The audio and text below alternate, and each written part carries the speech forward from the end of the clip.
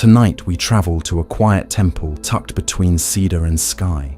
Nothing here hurries. Lanterns breathe with the wind, the bell waits without wanting, and the old floor remembers every step. These are simple stories, soft puzzles, small kindnesses, patient moments that don't ask you to think, only to rest. If a thought arrives, let it pass through like mist over a pond. If sleep comes, let it take you by the hand. No striving, no conclusions. Just breath, a little moonlight, and the feeling that you are already home. The path that brings you here narrows as the light thins. A ribbon of packed earth edged with moss that has learned the language of shoes, sandals, bare feet, and rain. Air cools the way tea cools in a patient cup. A gentle dusk collects in the cedars and slips down their trunks like a quiet hand. You don't hurry. The world does not ask you to. Each step writes its small sentence into the dust and then erases itself, as if to remind you that arrivals are made of disappearances. Ahead, the gate waits. It is not tall in the way that imposes. It is tall in the way mountains are tall, simply by being themselves. The beams are old wood, the color of toasted grain, furred by weather and smoothed by palms. Iron fittings bloom like dark flowers where the craftsmen placed them long ago. They hold fast without announcing their effort. The hinges do not creak. They rest in the eloquence of having been opened and closed more times than anyone can count. A faint scent rises from the wood, sun-warmed resin, a memory of rain, woven with the mineral breath of stone. Even the shadow of the gate feels soft, a shawl laid over your shoulders by evening. You pause a step before the threshold. There is a line across the ground where the outside gathers itself and the inside begins to listen, and it is not marked by anything you can name. On your left, a simple stone lantern wears a cloud of lichen, its light unlit, yet still somehow luminous in its shape. On your right, bamboo leans and talks, in the language of hollow stems, knocking together, a language that says, nothing urgent. Somewhere to your rear, down the slope, the village folds itself into night, lamps blooming in windows, a pot lifted from a stove, a laugh carried then set down. Here, that sound arrives diluted, as if poured through a cloth of leaves. An old monk steps from the side path, robes the hue of earth after a soft rain. He carries a broom that is more twig than tool, the bristles stained with years of sweeping what does not need to be swept, and yet benefits from being tended. His face is clear in the way a pond is clear when it has nothing to hide. He touches one palm to the gatepost, almost a bow. Enter as if you were already inside, he says, and it is both permission and description, nothing extra. You notice there was no door to knock on, only a place to notice that you are already welcome. Your breath arrives, then leaves, a tide without waves. You place the first foot across the threshold and feel the ground say yes in a language older than your bones. The second foot follows, and the gate is behind you and also around you and also nowhere at all, because the moment you crossed it, it returned to being simply wood in air. The dusk, however, changes its behavior. It settles rather than falls. It becomes a companion rather than a condition. Inside the courtyard, the world arranges itself with an ease that makes your shoulders lower by a measure you can feel. Pebbles lie where someone asked them to lie and found the request agreeable. A maple's leaves have traded their afternoon gloss for evening's velvety calm, each one a small boat moored to a branch. Moss stitches stones to earth so gently you can't see the seam. The wind is a hand that has learned how to touch without pressing. Nothing crowds you, nothing leans. At the edge of the path is a basin of water hollowed from a single stone. The ladle resting across it is worn into an arc that remembers every palm that balanced it. You lift the ladle. The water cools your fingers with precise kindness. You rinse your hands, and the sound is like a whisper telling the dust that it can rest now. You rinse your mouth, and the water tells your tongue about mountain streams you have not visited yet somehow recognize. Drops return to the basin and become themselves again without complaint. The ladle returns to its cradle as if guided by the simple gravity of rightness. Walking again, you feel your soles list the textures beneath you. The firm path, the brushed fringe of grass, the smooth interruption of a flat stone, the faint give of moss that stores the day's warmth the way a good story stores its last line. Lanterns in weathered paper wake one by one, not bright, just enough. Circles of gold the size of a breath. Moths arrive and change the light by floating through it, like thoughts that have learned not to linger. A bronze bell sits quiet in its wooden frame near the eaves. It is a cathedral in a single note, but for now, it keeps that note folded within itself. You stand near it and feel the cool on your forearm where dusk has laid its hand. The bell holds silence the way a heart holds blood, not as absence but as promise. When a breeze threads the courtyard, the bell shivers so faintly that sound does not come. Only the idea of sound, and that is somehow enough. The idea touches your ribs and waits there, comfortable. You pass beneath an eave where swallows have pinned small nests, clay cups under the beam. A late fledgling cheeps, and the sound is so narrow, so exactly itself, that it opens a wide space in your chest. A novice 2 courtyards away drags a rake through sand, and the sand answers in even stripes that your eyes can breathe along like a line in a poem that doesn't need to rhyme. Each stripe knows when to stop because there is a stone, and the stone does not move because it has nothing to prove.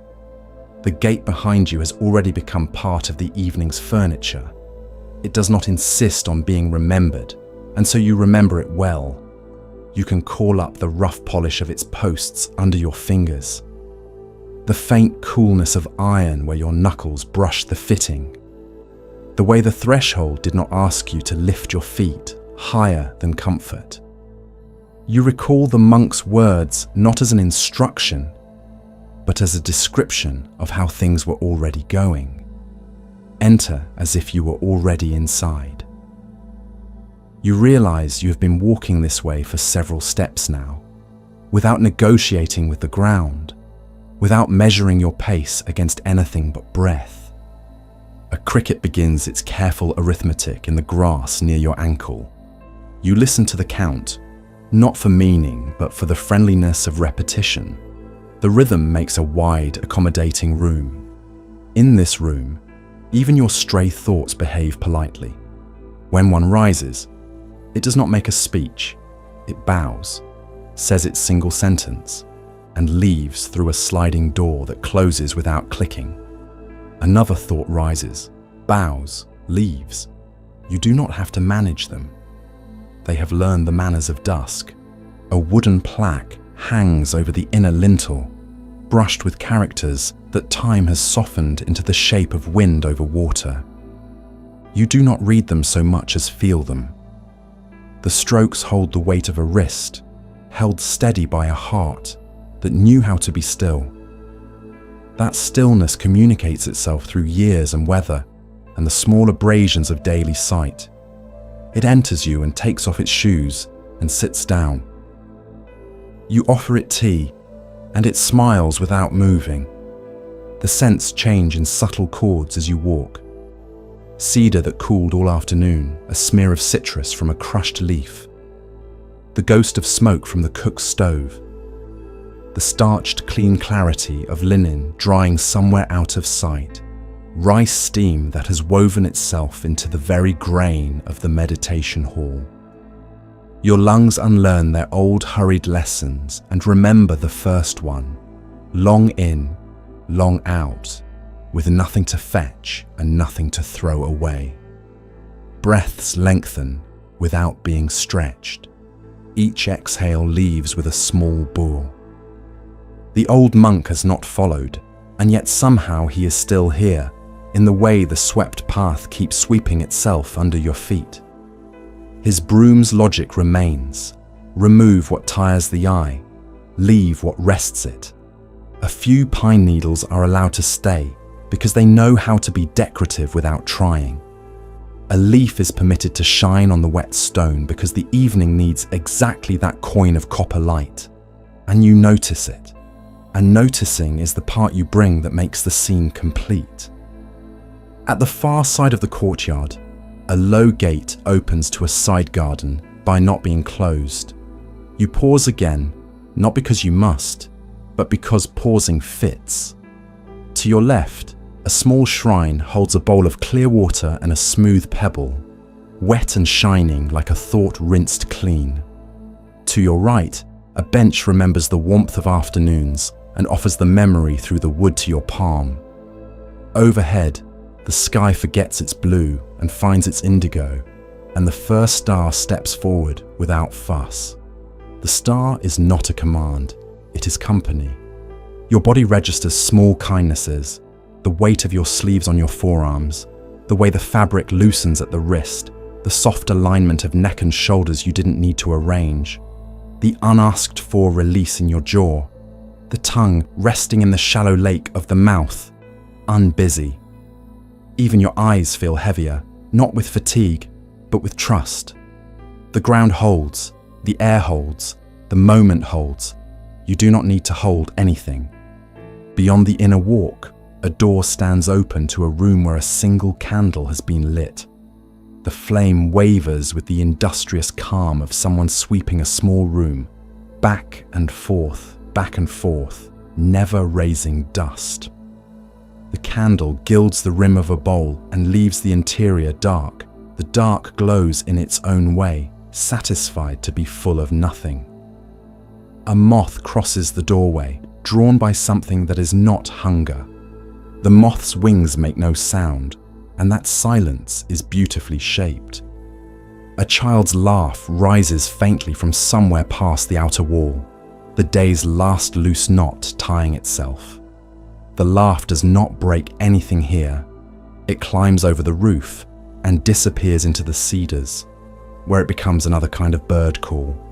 A dog barks twice and then decides to be a listener instead. Crickets adjust their arithmetic. A bamboo fountain somewhere near the garden stone fills, tips, strikes a rock with a wooden knock and empties, then begins again. The sound does not startle, it punctuates without insisting on what comes next. Standing near the gate that you have already passed, you feel how the idea of outside folds into inside the way dusk folds into night, seam by seam.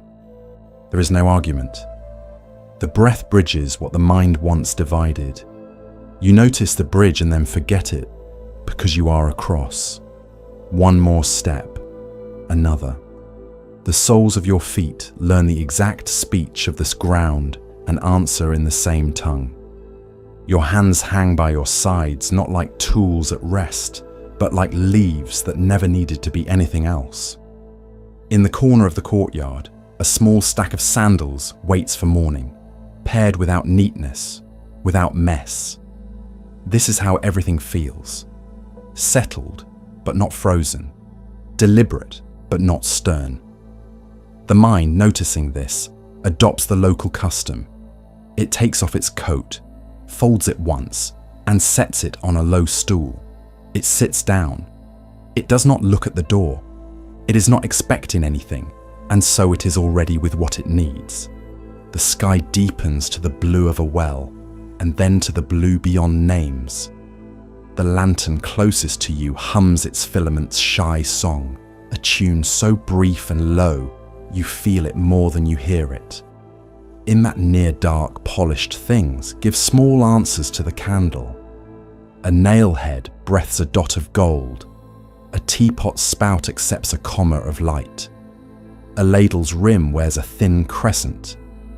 Everything punctuates the page of the night so that the sentence reads easily, without hurry, without the urge to turn the page quickly. You can stay here as long as you want. Even leaving would be a kind of staying, the way the gate was a kind of sky. A breeze combs the courtyard. It finds your scalp, your neck, the nape that often forgets it belongs to you, and tightens out of habit, and it eases that forgetting. The breeze smells faintly of river rock and tea. It carries a promise with no date. You do not try to keep it. You let it pass through you as a pond lets pass the reflected flight of a bird. The water glitters for a moment, then goes back to being plain water, which is its own kind of wonder. Somewhere a page turns. Somewhere a bowl settles a fraction of a millimeter into the woven mat and decides that is enough. You think of the gate once more, not to hold it, but the way you think of a friend who lends you a key and says there is bread on the table and do not worry about the time. You didn't need the key the way you thought you did. The door was not locked, yet carrying the key taught your hand to relax, and now the hand swings empty and content, and the wrist does not ache with plans. The evening wears the courtyard like a robe that fits perfectly because it was not tailored for anyone. You are not a guest here. You are not the host. You are a person walking, breathing, standing still, walking again. That is enough. And so you continue inward, which is also simply forward, which is also exactly where you are, with the sense that the temple does not begin here or there, but wherever you remember that nothing is missing. The gate remains behind you, and also before you, and also nowhere at all, because you have learned something without adding anything to your mind. The way in is the way you are walking now. One quiet footstep, one quiet breath, dusk easing into night in a room that has always been the size of your chest. The room is made of simple lines and honest wood, the kind of space that never tries to be more than itself. A mat waits on the floor with a cushion set just so, round and patient, its fabric warmed by the day. You approach, and the air shifts slightly. Faint rice steam, cedar, a thread of incense that seems to remember a forest long after the smoke has thinned. The floor has a language of tiny creaks and comfortable hushes, and your feet learn it immediately. No one tells you what to do. The room itself knows, and your body listens. You turn and sit, not as an achievement but as a returning. The cushion receives you without comment. Knees find the mat, then the mat finds the earth, then the earth finds everything else. The sit bones settle like seeds taking their place in the soil. You feel the base of you widen, the surface area of your life increasing where it touches what supports it. The spine rises from that base as a gentle tower. No stiffness, no slackness. Each vertebra a bead strung on a quiet thread. Your shoulders float sideways and slightly back, as if remembering the exact distance between effort and ease. The sternum lifts a fingertip. The belly softens like bread dough left to rise. Hands make a small boat in your lap, one palm resting in the other, thumbs meeting lightly in a bridge you don't have to cross. The head balances at the top of the column, weightless as a thought that has agreed not to chase itself. The chin tips down just enough to let the back of the neck lengthen. The jaw remembers it is not a clamp. The tongue rests in the shallow lake of the mouth, wide and unbusy. The eyes are open a little, lowered to a place on the floor that never demands attention and never punishes it. The breath arrives. You do not need to ask it to. It knows the way in, it knows the way out. You allow it to be the one thing that leads. In the first quiet minutes, you notice how many beings are breathing with you. The old beams above you breathe, exhaling sap scent and history. The walls breathe where the light warms them and then lets go. A sparrow under the eaves breathes, a tremolo of feather and bone. Somewhere, water breathes through stone in the garden. Your body joins this larger rhythm easily, the belly expanding, the ribs widening, the breath dropping like a pebble into a deep pond. Ripples move out through the diaphragm, the back, the hips, the thighs, and then vanish where stillness is already waiting. Thoughts arrive carrying their invitations. Some bring pictures with bright edges. Some bring sentences with unfinished clauses. Some are tiny, single words, single syllables, like insects landing on a sleeve. You don't evict them. You don't sign for the package either. They pause at the threshold of attention, and the breath, very courteous, ushers them along. Cloud, then blue, cloud, then blue. The mountain does not chase the clouds. It accepts weather and remains itself. You feel the mountain gradually, not as a metaphor you are telling yourself, but as a shape your body invents by doing nothing extra. The base wide, the peak relaxed into sky, the slopes unargued. Storms can happen here without becoming personal. Sun can happen without becoming greedy. The spine recognizes the exact center of enough. If a muscle lifts a shoulder to help, it learns that help is not needed. If the pelvis tips forward or backward, it negotiates with gravity and finds the angle that does not ask for payment later. Even the skin collaborates. It loosens its listening, hearing only what is useful. Temperature, the brush of cloth, the light kiss of air. A bell rings far away, the softest syllable, like a coin placed in a palm. It does not startle the room, it widens it. The sound enters the chest and shows you a spaciousness that was there before any sound, during any sound, after any sound. Then the sound ends, and the spaciousness does not end. Breath goes in, breath goes out. You practice not practicing. You wait without waiting. You notice the front of your body and the back of your body becoming equal. The front no longer leans into the future. The back no longer drags the past. You are held between them the way a leaf is held by its two surfaces.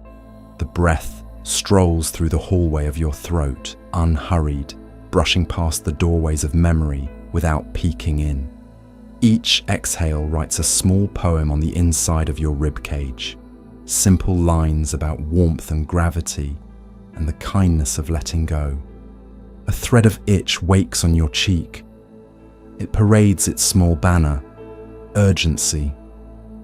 You greet it with the same nod you would give a neighbor passing your gate. It grows bored of not being chased and decides to rest. A wave of warmth passes through your hands, then recedes. The knees send a brief telegram about pressure, and the cushion replies by shifting a grain's worth, and that is sufficient. Sensations pass like weather fronts, each with its own barometric story, none of them needing a novel. Your attention becomes a field that does not fence anything out, and does not let anything take over. Breath becomes more plain, which is to say, more true. You feel the subtle moment at the top of the inhale where the world is full but not yet spilling. The subtle moment at the bottom of the exhale where the world is empty but not yet wanting. These are doors you do not have to open because they are always open. You simply notice the threshold and love it for being there. Counting is possible and not necessary. Labeling is possible and not necessary. The body knows an older arithmetic. 1 breath plus 1 breath equals 1 breath. The mind experiments with commentary and finds it too heavy to carry long. It puts the commentary down beside the cushion like a coat you won't need until winter. and even then you might prefer a shawl. An ant maps the baseboard near your gaze. Its clarity makes your clarity simpler. It does not ask whether it is doing the right thing. It is the right thing doing itself. The small, rhythmic knock of the bamboo fountain in the garden arrives at perfected intervals. Fill, tip, strike, empty, return. Your heart answers, not in synchronization, but in kinship. The two rhythms smile at each other through the wall. Time forgets its numbers and begins to move like a slow river that loves its curves. You notice the subtle shape of attention, how it narrows without you asking when a detail approaches, how it widens when the detail dissolves, how it floats on the surface of the breath between these two behaviors. Nothing sticks because nothing needs to. Even the pleasantness becomes light enough to blow away and yet does not leave you. It stays by departing. At some point, the posture finds you more firmly than you found it. The head floats. The neck is a clear spring. The shoulders are a shelf holding nothing. The hands in your lap are boats on calm water, tethered together by the touch of the thumbs.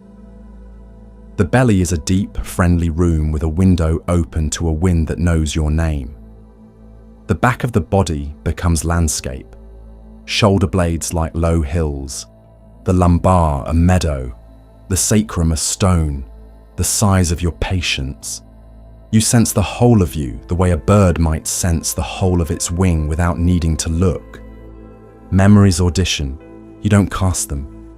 Plans construct small scaffolds that rise and vanish, like structures made of breath in cold air. The mind tries a few stories on, then loses interest, like a child who realizes the best game is the one where nothing has to happen. The room's light changes almost invisibly. The candle's minute shift, the lantern's small vowel. The fabric at your wrist cools by degrees that have no numbers for them. The floorboard under your knee becomes a trusted friend whose name you never learned and never had to. Breath deepens, not by being longer, but by being more intimate. It knocks on the inner doors of the pelvis and the lower back, and those doors open without remembering they were doors. It finds pockets of old weather in the muscles and warms them. It unknots phrases you once spoke to yourself and lets the letters float away like small leaves. The face forgets the faces it makes for the world and becomes just face, a landscape of ease, forehead broad as a plain after harvest, eyes soft as fields after rain, mouth like a path that leads home without turning. You learn the art of not choosing. Sound comes, a footstep on the far veranda, a ladle set down, the cat deciding to be a rumor. You include them gently, like names added to a guest list that was already complete. You do not turn your head, you do not turn your thought. Inclusion is the movement. It costs nothing and returns everything. The mountain includes wind, snow, sun, and the small thunder of insects. The mountain never auditions its weather. The mountain has already accepted the part. A thought appears dressed as a problem. It bows to be acknowledged, and you acknowledge it, and it blushes and undresses itself and becomes sensation, then breath, then space. Another thought appears as an answer. Answers too are weather. You smile the kind of smile no one can see, the one that happens in the throat when a bird calls and you don't need to know its name to be its neighbor. The body receives this smile and redistributes it through clavicle, shoulder joint, elbow hinge, wrist bones, knuckles, until even the fingertips hold a little ember of warmth. The world's edges soften without blurring. The grain of the wood in front of you remains crisp, but its crispness does not sharpen you. The knots in the board are evening planets you have permission to ignore. The shadow under the eave is a full bowl of ink that no one spills. The air on your cheek is a page that keeps accepting words and then fading them clean. If a small ache forms in one hip, it becomes a teacher who never raises its voice, and you understand more by not moving than you might have by adjusting. If the body asks for a kindness, you give it slowly, with the courtesy you would offer an elder. A degree of tilt here, a wider base there, the posture rebuilding itself like a village after snow, quietly, efficiently, leaving nothing to waste. Breath continues its walk. It greets the nostrils like a cool friend at the door, palms your throat with calm, sits briefly in the chest as in a familiar chair, then goes home to the belly to rest before leaving again. You notice the micro moments inside a single cycle. The first cool bead at the tip of the nose, the warmth as air departs, the nearly imperceptible pause where both doors are open, and the house is neither full nor empty. In that pause, if you listen closely without effort, there is a sound like a bell that never needs to ring. Seasons move through you in miniature. A spring opens in the lower back and sends a rivulet down the legs. Summer warms the skin and makes the palms damp, then passes. Autumn clears the mind's sky and lets a few leaves fall that you no longer needed. Names, appointments, opinions you were tired of carrying. Winter settles just enough to remind you that the core of things is quiet, and the quiet is kind, and the kind is strong. None of this takes time. All of it happens inside a single breath that keeps arriving and leaving like a trustworthy friend who never asks for anything you cannot give. A novice coughs softly, and even the cough is part of the sitting. It goes nowhere you have to follow. A gong is struck once, not to end or begin anything, but to show you where you are. You feel the sound move through bone, through the lattice of the spine, down into the floor, out into the garden, up into the sky. It is a reminder that you are already connected to the places sound can travel, and to the places it cannot. The silence after the sound is not silence, it is the taste of what supports sound. You rest your attention there the way a bird rests on a branch that does not mind the landing. Breath, posture, room, evening, they become one simple verb, being. You do not conjugate it into past or future. You do not enlarge it with adjectives. You let it be monosyllabic and complete. The body learns this grammar faster than the mind, and the mind, glad to have fewer chores, sits down beside the body like a family reunited after a short misunderstanding. You feel a small sweetness in the mid-chest, a nectar that is not produced but revealed when nothing compels you. It is not dramatic. It is not scarce. It is the natural taste of not resisting. Now the mountain is fully itself. Wind passes and is welcomed. A hawk writes a brief sentence above the peak and is not asked to stay for tea. Snow remembers last winter and considers next winter and decides that neither is relevant. Roots delve and do not report back. Stones confer, conclude nothing, and are satisfied. In this, you recognize your own particular life, not erased, not inflated, just settled on its foundation. The ordinary shines because you have stopped polishing it. The breath widens to the size of the room, then to the size of the garden, then to the size of the sky, then returns to the size of your body and finds it spacious enough. You could sit longer, you could stand now, you could do nothing. The posture doesn't care about your plans. It will still be here in your bones when you are washing rice or tying sandals or listening to rain at the threshold. What you are learning is not a technique, but a friendship. When you forget it, it will remember you. When you stray, it will sit on the cushion of your next breath and wait without impatience. Somewhere, a door slides. Somewhere, a kettle thinks about boiling. The candle's flame leans and straightens, bowing to a breeze that may only be the ghost of breath moving across the room. You feel weight where you meet the earth and weightlessness where you meet the sky. Between them, you are the exact measure that balances both. The breath arrives. You let it. The breath leaves. You let it. The mountain continues to be a mountain long after the clouds have forgotten their shapes. The small kitchen keeps its own quiet weather. A low flame holds a circle of blue like a calm lake. On it, the kettle breathes, not yet singing, only thinking about song. The pot beside it is clay the color of baked earth, shaped by hands that knew how to stop it enough. Cups rest upside down on a wooden tray, their thin rims catching a little lantern light, so that each looks as if it contains a small moon, even before they hold water. The air smells faintly of toasted grain and wet stone. A window stands open by the width of a finger. The evening moves through it as politely as a guest who knows the house.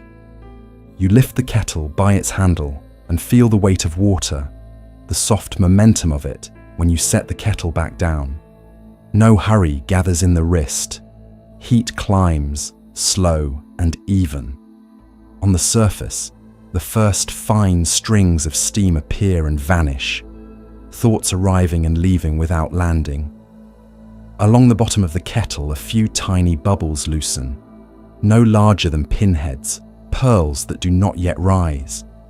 Someone once named these for fish eyes, and the name fits without needing to be remembered out loud. The water is learning the shape of readiness. The clay pot receives a warm rinse from the kettle. The stream makes a sound like silk laid down on a table. Heat blooms through the body of the pot and into your palms. A steady kindness, nothing sharp. The cups are turned upright and warmed as well, a little breath of vapor lifting from each. You pour the rinse water out into a bowl kept just for that purpose. Even what is not drunk is not wasted. It will find the roots of a maple later, the way breath finds the roots of the belly before returning to the air. Leaves wait in a small tin, curled like commas, each one a pause grown on a hillside you can almost see. You open the tin and the scent rises, green with memory, a whisper of rain on new bamboo, the sweetness of straw in the shade. A handful is not needed. You let a measured pinch fall into the warm pot, enough for the pot to find their voices, not so much that they speak over each other. The lid rests for a moment to let them wake to the gentle heat. Leaves change shape without complaint. They are learning to be water again. The old monk steps in as if he were a continuation of your breath. His sandals make hushed syllables against the floor. He nods at the kettle, at the pot, at your hands, as if greeting a small village. He picks up a wooden trivet and sets it near your elbow without a word. The kettle shifts its song upward, a soft humming that enters the bones of the room. He speaks when he is sure the sentence can be short enough to fit precisely. Hot things cool, he says. Cold things warm. The mind learns to meet them in the middle. His voice is the temperature of tea that has reached the moment of perfect kindness. You lift the kettle again and tip it slightly so the first water leaves its spout thin as a string. The stream is not a line, but a slope, falling across the inner wall of the pot, asking the leaves to open with courtesy instead of command. Steam rises in pale ribbons. You stop before the pot is full. A lid lowers like an eyelid. The monk inclines his head, satisfied not by correctness, but by the absence of strain. Waiting takes the seat of an honored guest. Nothing to do now except watch the breath and the window's square of deepening blue. The kettle sits back on the flame, humming its low vowel. Condensation gathers on the window and draws brief, imperfect rivers that glisten and fade. The clay pot murmurs to itself. The cups, warmed, wait, with the patience of bowls that know their fate. You lift the lid and a small cloud of scent meets you, warmer now, rounder. The vegetal brightness softened into something like chestnut and sun-warmed hay and memory of rain. You tip the pot a breath, and liquid moves across the leaves in a way that sounds like a thought changing its mind. Pouring begins not into a single cup, but into a small fairness pitcher, so that each portion tastes of the same moment. The stream is clear, with a hint of green, a colour that makes the tongue expect gentleness. The monk watches the angle of your wrist and nods once. His eyes rest on the stream the way a gardener's eyes rest on a hose watering a thirsty bed, alert to balance, pleased with enough. When the pot is empty of tea, but still full of heat, you set it aside with the lid ajar, a small mouth to let the breath of the leaves continue. From the fairness pitcher you fill the cups, one by one, then go back and top them in the same order, so that each receives the same warmth. The cups are now not moons, but small lakes at dusk, a light mist rising. You offer one to the monk with both hands, and he receives it with both hands, not from etiquette, though it is that, but because two hands feel more like attention than one. The first sip is small, a syllable spoken softly. It touches the tongue, then the inside of the mouth, then the back of the throat, then the place behind the sternum that can taste, and is not a tongue. The flavour moves like a story that knows where to pause. It begins with green that is not grass, sweet that is not sugar, warmth that is not fire. It carries the mineral memory of stones that spent winter sleeping under snow and woke in spring without a plan. It holds a brief bitterness that keeps the sweetness honest. Your breath follows the sip down and returns with it, mist meeting river. Heat spreads across the chest, a shawl that fits because it was woven by the body as it drinks. You put the cup down and feel the small ring of warmth it leaves on the wooden tray, and the larger ring of warmth it leaves in the chest. The monk holds his cup near his cheek and listens to the silence it makes. He smiles at that silence, then drinks. In a corner, the kettle sighs. In another, a ladle settles itself with a modest click. The room arranges the music of these little sounds so that the ear has something to sit on while the tongue finishes its work. A second infusion is made. The water is cooler now than the first pour, not by measuring, but by remembering the face of steam and seeing it younger. The leaves greet the new water like friends who already know each other's jokes. The pour is brief. The colour deepens by a shade. The taste moves closer to earth, as if the hillside itself had moved to the rim of the cup to speak. You sip and feel a slight astringency that does not scold, only invites the mouth to wake fully and then rest more deeply. Between sips, you breathe through the nose and discover that scent continues the sentence taste began. The monk places his cup on the tray and lifts the lid of the clay pot to look at the leaves. They have spread to the size of their former lives, jade boats resting where a dry curl once was. He tilts the pot to show you the way the water has coaxed the veins of each leaf into relief. He closes the lid again, as gently as closing a sleeping child's door. He says that the second cup is the voice of the plant after it remembers the sky. The third cup is the voice of the soil that raised it. You pour the third. This one asks for a breath more patience between pot and pitcher, pitcher and cup.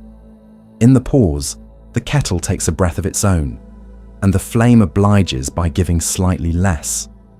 When you drink, the taste is simple and grounded, a hint of roasted grain, a suggestion of the inside of a chestnut shell, a memory of walking after rain with sandals that picked up the smell of wet wood. The heat is lower, more interior, like sunlight filtered through leaves on a late afternoon. Outside the window, rain begins so quietly that at first it is only an idea. Then it becomes a texture on the air, then a thread on the roof, then 1,000 thin rods of silver knitting the night together. The steam from your cup finds the rain and they recognize each other. The monk moves the open bowl of earlier pour-off to the windowsill where drops can find it and make a new sound. A cat appears at the door and changes its mind about entering, leaving a single paw print on the threshold as proof that curiosity can also be a kind of a cross. Between infusions, you lift the empty cups to your nose and smell the ghosts that remain. Flowers that were never there and are somehow present. A soft green that rests near the back of the sinuses and calms them. You place the cups down and the sound is a tiny stone in a pond, a ripple that reaches the edges of the tray and then returns. The monk glances at the cups and then at you, as if to say that the empty part of things is as worth attending as the full part. He tells you, not with the voice but with the rhythm of his movements, that tea is a verb made of patience. That waiting is not the absence of action, it is the action of not adding heat when heat would be heavy. He shows you with the angle of the kettle how pouring is less about sending and more about letting fall. He points with his eyes to the tiny bubbles collecting on the inner lip of the pot, showing how they disappear when you stop looking for them. Hot things cool, cold things warm. The mind finds the middle the way water finds level. A novice enters with a basket lined with cloth. Inside are roasted barley and a bundle of mint. He bows to the monk and to you, and the monk gestures for him to sit. A second set of cups is found and warmed, and while the kettle works at a steady, easy heat, you all sit without talking. The novice's breath is slightly quicker than yours, then it slows, and the three of you become another small village in the quiet. The kettle reaches a higher note and is lifted before it announces a boil. The novice smiles at the restraint. He has learned that rolling water can shout over delicate leaves, and tonight shouting has no place. For a few cups, barley takes the stage, toasty and round, a soft bread of a drink that fills without demanding. Then mint leaves are bruised between fingers and added to water that wants to cool and does so, carrying green to green until the room smells like a path along a stream shaded by willow. Each change of ingredient does not replace the last. It joins a sequence that feels like walking from one room of the same house to another. The body notes the differences and rests more deeply each time, the way a traveler trusts a familiar inn. The monk sets aside a cup and tips the last cool mouthful into a shallow dish for the small god of thresholds that lives, as all small gods do, in the places where one thing becomes another.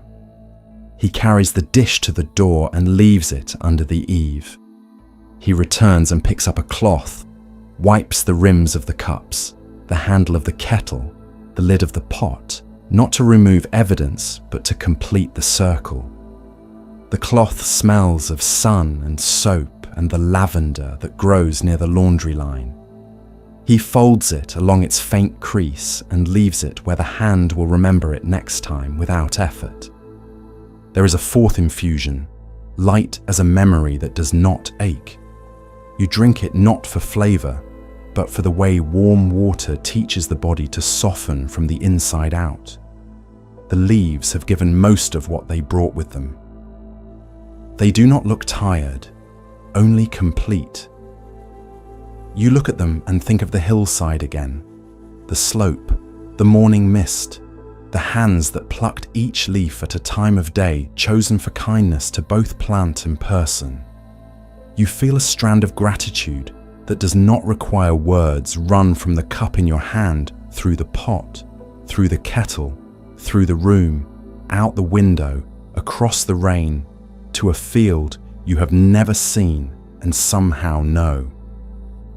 When at last the kettle loses its voice to a whisper, and the flame is turned down to a single quiet petal, you pour the final water not onto leaves, but into the warming bowl, to cool into a comfort for fingers later, or to return to the soil through the maple's roots.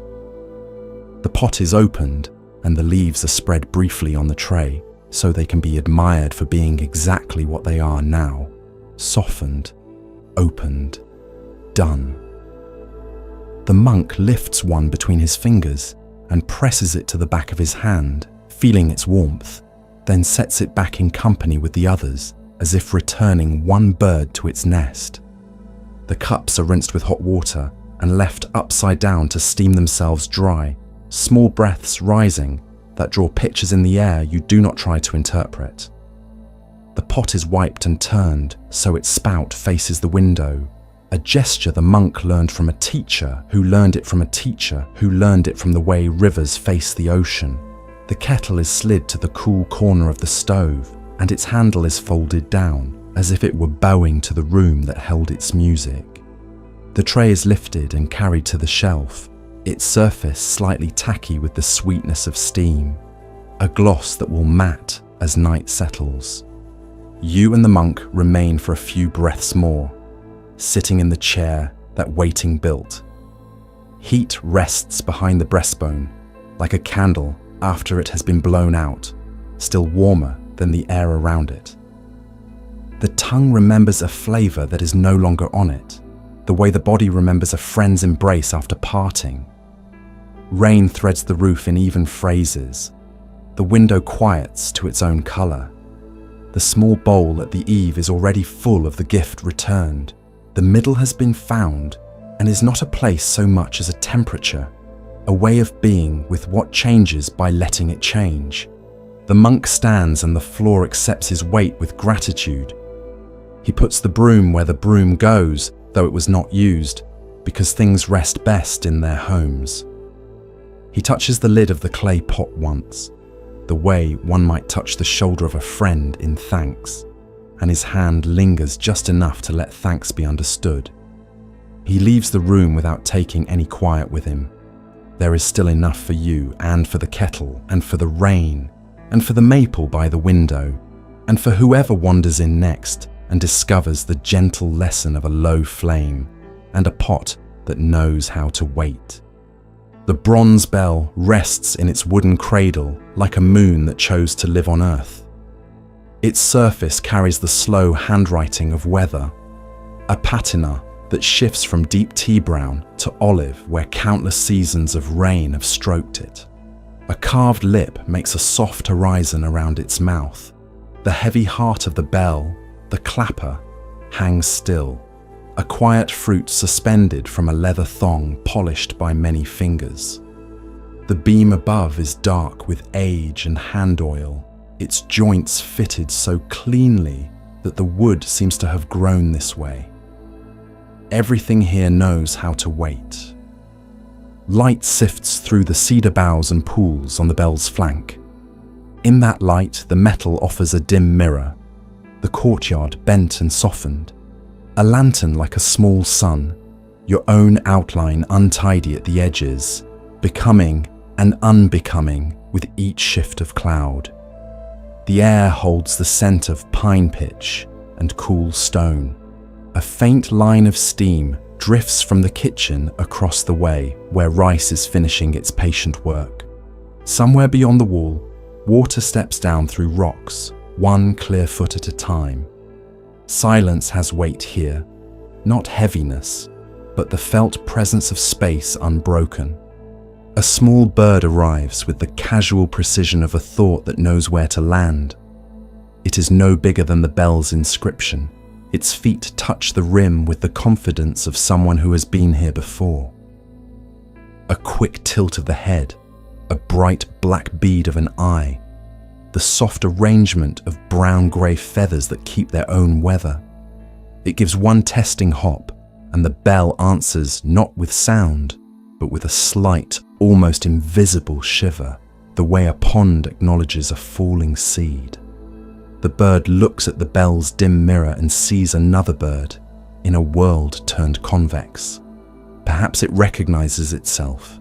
Perhaps it recognizes a friend. Either way, it approves.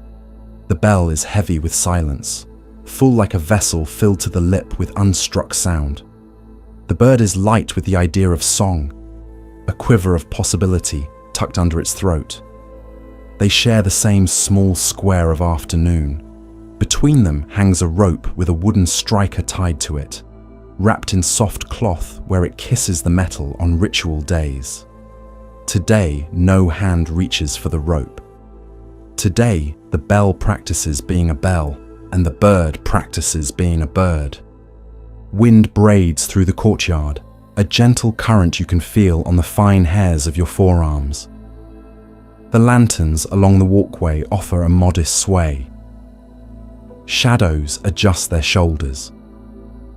The bird turns its body to the breeze like a sail deciding how much air to take. Feathers lift, settle, lift again. A single down feather escapes and floats toward the bell, almost touching the bronze before deciding to drift upward, undecided, and finally disappearing in the rafters where swallows have tucked cups of dried mud. You notice how the bell gathers time. The curve of its body is a valley for minutes to collect in, and the wooden frame keeps those minutes like a careful monk keeps ledgers. No numbers, only steadiness. The inscriptions ring the shoulder of the bell in worn characters whose edges have been rounded by sight alone. Your eyes trace them without asking to know their meaning. The meaning is the fact of their persistence. Fingers of past caretakers may have followed these lines at dusk, whispering thanks between breaths. A faint green blush lingers where rainwater rested longest. A small constellation of hammer marks survives from the day the bell was born under fire. You are looking at the work of many lives arranged into one patient shape. The bird leans forward and pecks once, not at the metal but at an invisible speck on the air. Its beak makes a sound too small to be a sound, more a suggestion that sound could happen. It scrapes its beak gently along the bronze to buff away a grain of dust. A fine scratch line appears, gleaming for a breath, before dulling to match the bell's quiet skin. The bird puts up one foot and tucks it into its feathers, becoming a small round thought. Its eyelids lower halfway, a trustful gesture that invites the world to be kind and finds that the world agrees. Passing novices carry buckets to the trough, feet soft on the boards. When they see the bird on the bell, their faces change in the same way a flame changes when a hand cups it. Not smaller, just protected. They take a wider path naturally, and the buckets do not slosh, and the bird does not startle. A cat appears under the walkway, regards the scene, decides that stillness is the more interesting quarry, and dissolves back into its shadow. A bamboo fountain beyond the garden fills, tips, knocks a stone with a hollow wooden note, empties, and begins again, its small clock carefully not competing with the bell's larger silence. From here, you can see the bell's mouth, notable for what it does not do. Inside, where the sound would be born, there is darkness, with a softness to it, as if even the shadow knows it is invited to be gentle. A spider has bridged one small corner with a web so fine, it is only visible when the light flicks at the angle that betrays it. A single seed, winged like a tiny tan helicopter, is caught there, proof that even quiet places collect the world's confirmations. Breath and weather collaborate. A longer breeze arrives, folded and polite, and the bird spreads its tail a little, correcting the geometry of balance the way a gong fu tea master corrects a pour by a fraction of a tilt. The motion transmits through feet to bronze, from bronze into air, from air into you. The bell's clapper stirs a finger's width, then settles. That small movement writes a sentence in your ribs that you read without words. Time lengthens until you can see it. Dust motes in the sun become slow planets, turning through a tiny galaxy enclosed by wood and air and leaf. The bird looks up and opens its beak, but does not sing. Instead, a sound arrives from somewhere else, the thinnest ringing, as if memory itself decided to make a note you could hear. It is not yet the bell. It is the idea of the bell remembering itself. The note is high and transparent and seems to move not from a place, but through a place, the way a scent doesn't travel so much as appear where it is welcome. You think the breeze might be the cause, or the bird, or perhaps nothing caused it, and the note existed the way a reflection exists, dependent on angle, arriving when light notices itself against a surface. You do not have to decide. The bird tilts its head toward the sound and gives a small wing flick, not quite flight, more like punctuation. A feather loosens, turns in the air, and brushes the bell so lightly that it is difficult to say whether contact happened. The bell inhales that touch and lets out a breath that is music. The first audible tone blooms, soft, round, the color of dusk if dusk were a sound. It escapes the bell's mouth as if reluctant to disturb anything, and then, finding that it disturbs nothing, travels further, more sure of itself. It moves across the courtyard in a hemispheric wave that doesn't push, only includes. It reaches the lanterns and gently changes their light by almost nothing. It reaches the cedar trunk and finds in the resin a resonance that hums back a low agreement. It reaches your chest and opens a window there you did not know was closed. Air goes in through that window of sound and leaves by the ordinary door of the nose. Both leave you grateful. Overtones unfurl like faint threads of silver, one higher like a reed flute in a far room, one lower like a hand on a drum skin held quiet, letting only the memory of beat travel. The note persists longer than seems possible for such a soft beginning. It is not loud, it is complete. The bird's throat pulses once as if to answer, then settles. The bell continues not ringing and ringing at the same time. You realize the room of silence was not emptied by the note, it was furnished. As the tone thins, it does not vanish all at once.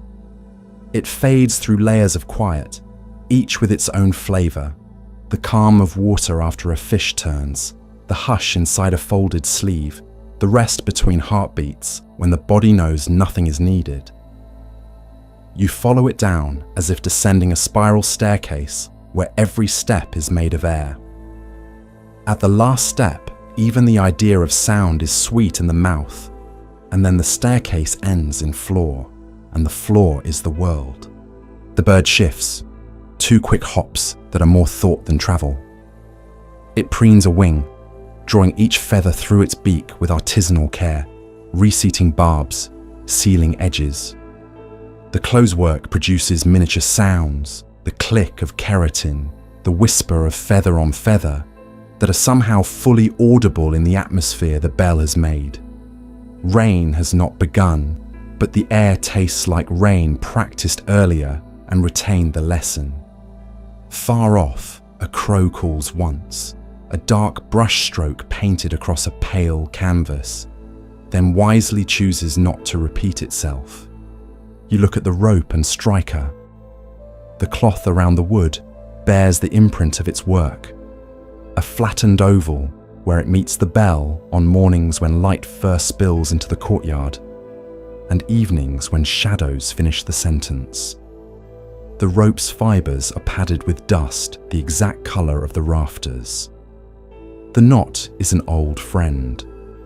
Perhaps later the abbot will stand here, hand on the rope, eyes on nothing in particular, and begin the evening with a note that climbs directly into the pines and asks the birds to consider sleep. For now, The bell's not being struck is its own ceremony. A dragonfly skates into the square of light and hovers close enough to show the blueprint of its wings. For a moment, it shares the air with the bird, each suspended by a different agreement with the laws of the world. The dragonfly's eyes reflect 1,000 bells. The bird watches, considers lunch, changes the subject. Somewhere, a door slides on its track with a timber sigh. A broom begins a corridor and ends it perfectly, leaving behind the quiet that was already there. You feel how sound is not a stranger here. The stones underfoot have absorbed a century of chanting and soft sandals. The beams have tasted rain and the vowels of names spoken to them during repairs. Even the bell's silence could be called the memory of sound stored for later use. The bird knows this with its body. It is a musician whose instrument is not always its throat. When the wind freshens, its tail feather taps the bell by less than a thought, and a higher ghost of a tone lifts and circles once, then rests. The bird shares a glance with you that might be nothing and might be the whole lesson. There is music even when you are not trying. Your breath synchronizes with nothing and therefore with everything. Inhale, cedar, bronze warmed by sun, a thin mineral line from the well. Exhale, no resistance. The skin of your face relaxes until you can feel the air leaning on it like cool cloth. The bell has not moved. The bird has not moved far. The world expands and contracts around them, a quiet lung. Clouds make shoji of the sky. Sun goes behind paper, and the courtyard becomes gentler by 1 degree. The bell's color turns deeper, and for a moment it seems weightless, as if the weight had been sound all along. The bird lifts both feet at once, flight, but only an inch, alighting again on the same spot, proving to itself that gravity is still the reliable friend it was this morning. It pecks once at the cord, not hard, simply curious, then wipes its beak on the bronze and leaves 2 faint polished lines like commas, bracketing a pause that has decided to be permanent. A novice approaches with a small cloth and a bowl of water, sees the bird, and stops as if the bell had quietly raised a hand. He waits, and waiting alters the shape of his posture to match the shape of the moment. After a short while, the bird steps to the other side of the rim. The novice, still careful, dips the cloth, rings it with a twist that seems practiced for reasons that have nothing to do with cloth, and touches one shaded patch of metal near the base. A place where green had become a little thick. He cleans without erasing. He does not look at the bird directly, and so the bird stays. His work makes the smallest squeak of wet fiber on bronze, a sound immediately adopted by the bell's quiet, as if it had always belonged here. When he leaves, the wooden floor receives his weight and returns it to the earth. The bell and the bird resume their agreement. The bird's eyelids lower again. For a long interval, nothing happens that can be separated out from anything else. In that interval, you notice things you could not have noticed earlier. The way the air inside the bell seems cooler than the air outside. The tiny scratches on the bronze that together make a human fingerprint spread across a century. The way the rope's shadow falls across the bell's curve, straightening as the sun lowers. A sundial written on a sphere. Then the breeze decides to have an opinion. It rounds the corner stronger than before, but still kind. The rope swings a little. The striker kisses the bronze not fully, not the clean, deliberate kiss of ceremony, but a brush, a greeting exchanged in passing. The bell answers with a note that is both arrival and continuation. It blooms slightly louder than the earlier whisper, yet remains intimate, as if addressed to the inside of your chest. The overtones ladder higher this time. 1, 2, 3, each finer than the last, like silver threads pulled gently from a shuttle. The bird lifts into the air, wings a blur, and the first downstroke makes its own tiny percussion. Feather on feather, the hush of a fan closing. The beat aligns with nothing and therefore lands exactly where it should, and for a heartbeat you cannot tell whether the bell followed the bird into sound or the bird followed the bell. The two gestures overlap like ripples meeting and making a new ripple that belongs to both. The note rounds the corner into the garden, touches the rake's handle, stirs the surface of the water in the stone basin, passes through the bamboo and is perfumed by it, moves out beyond the gate and into the lane where a villager pauses mid-step and does not know why his pace has become kinder. You stand inside the widening circle of that tone and feel it describe you to yourself. It names nothing and includes everything.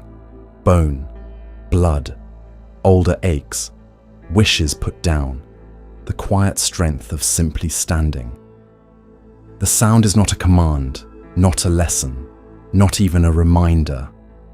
It is weather passing, and you're being a mountain that accepts weather.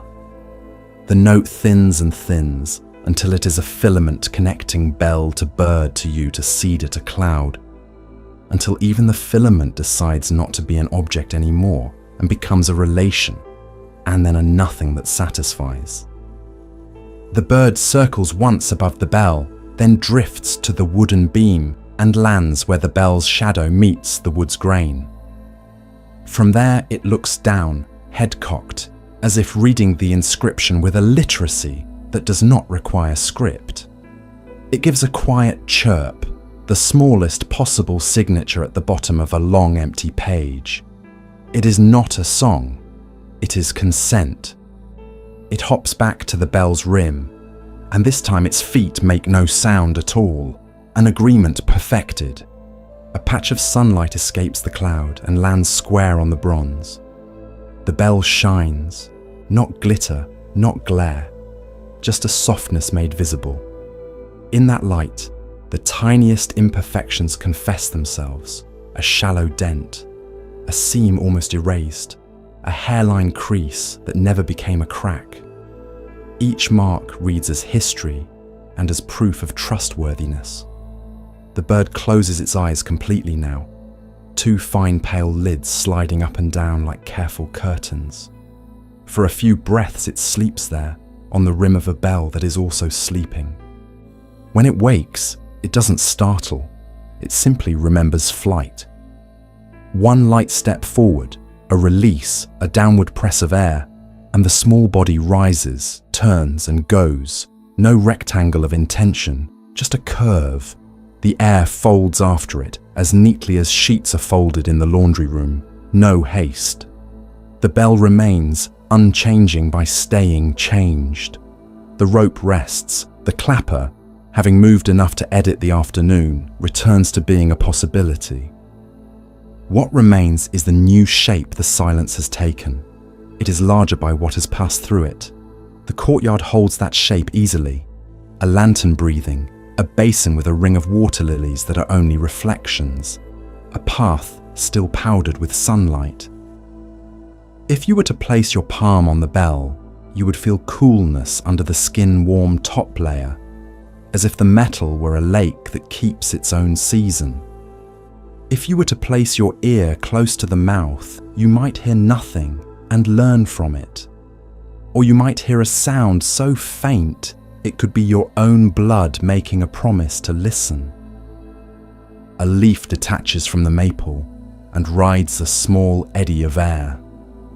It drifts toward the bell, turns and settles on the beam beside a single feather left by the bird. The two rest together, leaf and feather, weightless as punctuation at the edge of a line. Somewhere, the bamboo fountain lifts, tips, knocks. Somewhere a pot lid in the kitchen lifts with a pearl of steam. Somewhere, the cat decides the sun-warmed step is better than ambition and lies down. The bell keeps its spacious counsel. The bird has gone to draw a line of sky between two branches. The day continues, tuned a little finer by what was almost, and then perfectly, enough. The corridor waits with its quiet grammar of boards and light. Sandals line the threshold like commas, asking for the next sentence to be written by feet. You slip your toes into the simple straps and feel the weave find your skin. The sole is neither soft nor hard. It is honest, a thin translation between you and the world. The wood underfoot has been walked into silk by generations, grain rising and falling like low hills. Somewhere, a kettle thinks about boiling. Somewhere, a broom edits a hallway into clarity. Here, the air holds cedar and the cool of shadow, and the day nods to you as if to say, begin where you are. You lift one heel with less effort than a thought. The step starts long before movement, when your attention picks a place on the floor and greets it, when the breath widens enough to include that place. The foot leaves the board reluctantly, the way a page leaves a finger. It travels small, close to the earth, heel trailing, toes writing a brief curve in the air. The other foot remains planted, shouldering the moment. Then the lifted one returns, toe touching, ball accepting, heel settling without punctuation. The sound is not quite sound, more like rain remembered by wood. You wait the width of a breath before the second foot thinks to follow. Hands rest where they steadied ancestors. One hand a gentle fist near the belly, the other wrapped around it. Thumbs soft, elbows easy. The arms hang like ropes with no load. The head floats as if a string from the crown were tied to a low cloud that refuses to hurry. Your eyes find a place on the floor a few steps ahead and keep company with it. Not staring, not scanning, letting the field of vision bring in what it wishes like a garden accepting bees. The mouth settles into its natural shape, neither a gate nor a guard. Breath becomes a companion with a pace of its own. You let each inhale invite one small step, each exhale place it down, or the reverse, or not at all. It matters less which pattern than that walking and breathing agree to belong to the same afternoon. A thought rises, bright as a leaf turned in sunlight, and you notice it without grasping. The soul meets wood. You put the thought down where the foot goes. Another thought is heavier, an old stone from an old pocket. It's all right.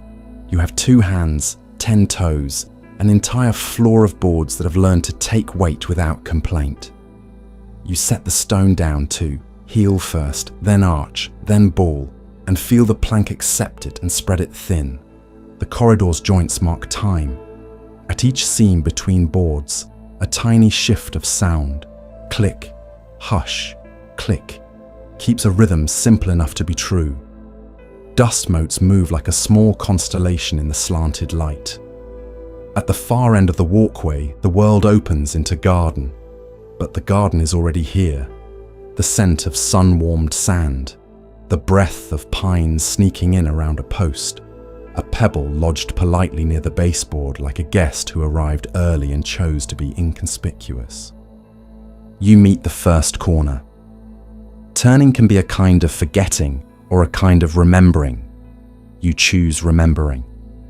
The foot pauses. The breath completes itself.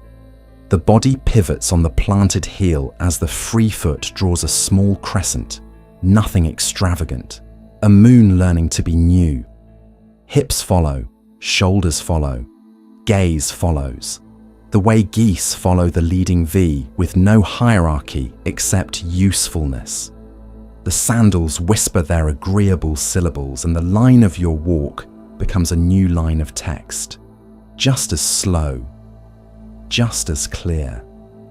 The garden steps into view as you approach, not all at once, but in layers. The near rail with its smooth, hand-glossed edge. The raked gravel whose ripples hold the memory of a wooden comb. The quiet, immovable stones. each a punctuation mark placed by a mind that had put down rush and picked up precision. The low maple, leaves like small palms raised in blessing. Wind moves through bamboo with the gossip of faint chimes. A dragonfly writes a single shining word and flies on. You keep walking. Stepping from wood to stone is a little ceremony. The last board gives a tired, friendly sigh. The first stepping stone waits, ringed by gravel that would rather not be reminded of your weight. You aim the foot carefully, not as an anxious archer, but as a person placing a bowl where it will not wobble. Toe, ball, heel meet the stone in one courteous arc. You do not spill the raked lines. The other foot follows to its own stone. The sandals make a new sound here, dry and clear, as if the stone were tasting the day and telling you it approves. You become narrower for the path without feeling constrained, like a river moving through a gorge and enjoying the music that creates. A monk ahead of you walks the same way, older sandals, same hush. You don't try to match him. You discover that you are matching him because gravity makes similar demands on everyone who agrees to listen. His shoulders are heavy in the right way, the kind of heavy that lets birds land. The back of his head is perfectly still, as if a small bowl balanced there would never spill. He pauses at the end of the stones where the path turns toward the veranda and offers the moment a slight bow, a bow so small it could be mistaken for breath. You, being a student of what works, bow too, and it feels like the exhale wanted that form and is pleased to have it. Thoughts try new tactics. One dresses as impatience. Surely farther, faster would be better. You notice the costume, admire the stitching, and let the actor leave the stage. One dresses as memory. An old conversation remembers itself and asks to be reheard right now. You promise it tea later. You give this step your ear, lifting, moving, placing. The three-gesture poem recites itself in your bones. When the mind leans into future or past, the foot becomes heavier and tells you so, the board answering with a slightly sharp note. You take the hint. You correct by a breath, and the sound softens back to rain. The sandals begin to speak fluent temple. They know the exact pressure that makes the boards sing and not complain. They know the courtesy required by gravel's pattern. They know how to settle on stone with full contact and no splash. The strap between the toes becomes a metronome for kindness, reminding the foot to widen, the toes to spread like fans, the arch to unlearn a decade of alarm. Calves lengthen without stretching. Knees find the sweet angle between locked and bent. The pelvis becomes a bowl that does not spill, its rim level even as the path slopes almost invisibly. The spine, for its part, remembers the mountain from earlier and sits back down in itself. Around one corner, a bamboo fountain offers its practice syllable: fill, tip, knock, empty, return. Your feet are congenial to this meter. You are not trying to match it. The world's measures are always already in agreement if you let them be. Somewhere, a crow throws its dark bead of sound across the sky and it lands without disturbing the gravel's ripples. Somewhere, rice is fluffed with chopsticks and steam takes the shape of the person lifting the lid. Somewhere, an orange cat has appointed the sun-warmed threshold as ambassador and is negotiating an armistice between doing and being. You come to the veranda. Boards become wider, the shade deeper. Swallows have pinned their nests to the beam like small clay cups. A novice is kneeling, wiping the rail with a wet cloth, not to remove life, but to make space for it. He sees you and pauses his hand for a breath, so your step can have the quiet it deserves. You pass. He resumes, The cloth sighs, the board glows. This is how the temple teaches, without ceremony, through 1,000 small alignments that make everything move as if one mind were learning to distribute itself gently. At the end of the veranda is a pause point, a place meant for turning back or continuing on into the outer court. Today it is a turn. You let the planted foot be the pivot again and describe a slow circle with the lifted foot, wider this time because space is generous. The sandals scratch a faint spiral, and even that scratch feels like writing you are allowed to leave. Facing back the way you came, you feel no sense of reversal. The path is the same, you are the same. The breath has learned a little more. The boards remain friendly. Sometimes the body asks for a change, and walking hears it. A small ache starts near the outer ankle. Someone tapping politely at a door. You shorten the step by half the width of your thumb, and the ache nods, satisfied, and returns to being part of the ankle, the way a cloud returns to sky. A tickle appears under the strap. You breathe into the top of the foot, and it becomes a sensation that does not require story. Walking is a conversation where neither party interrupts. If a shoulder attempts to help by rising, you thank it and invite it down, reminding it the arms are ropes with no load. If the jaw decides to supervise, you let the tongue rest, and the jaw remembers it is a hinge, not a vice. A breeze enters along the boards and leaves by the sleeves.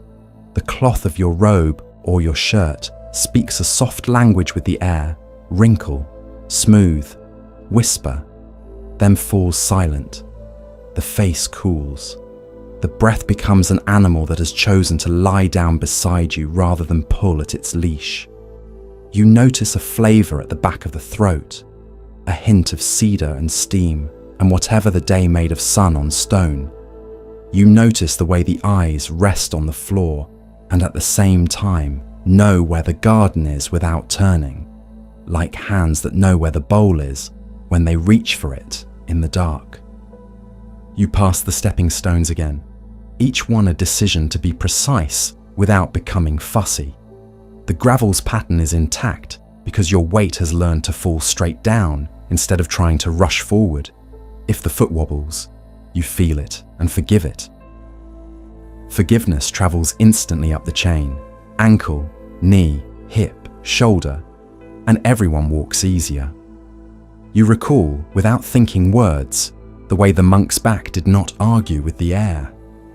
Your back tries that on and finds it fits. Footsteps behind you join the corridor.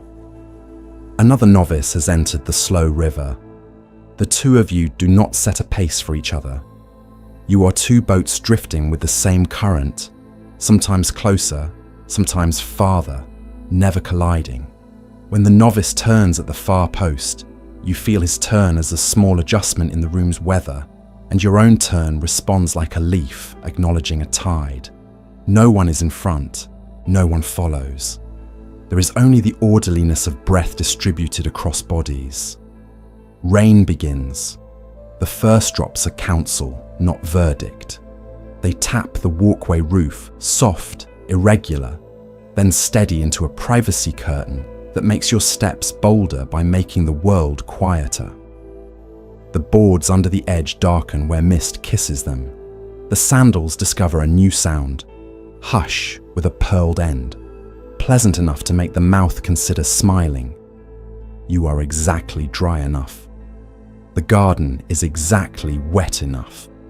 The raked gravel welcomes the pattern of rain with the same generosity it showed the rake. The stones shine with a dark intelligence that requires no answer. You realize that walking has become listening with your feet. The boards tell you the narrow places and the places that forgive. The stones tell you when you are centered. The sandals tell you when your toes have forgotten to spread. The air tells you when your shoulders are arguing with the wind. The breath tells you everything and demands nothing. You practice hearing until you notice you are not practicing. You are just hearing. At a certain point, counting disappears. You are no longer pairing steps with inhale and exhale. They are pairing themselves with you as witness. The mind loosens its job description. It no longer pilots, it accompanies. Images continue to float up.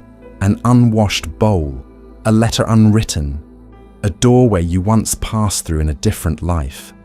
And each one is met by the heel, or the ball, or the soft landing of toes, and set down so gently it feels as if the floor has been waiting to help all day. You pass the bell's pavilion. The bronze holds a version of your movement, softened and round, a friendly ghost walking alongside.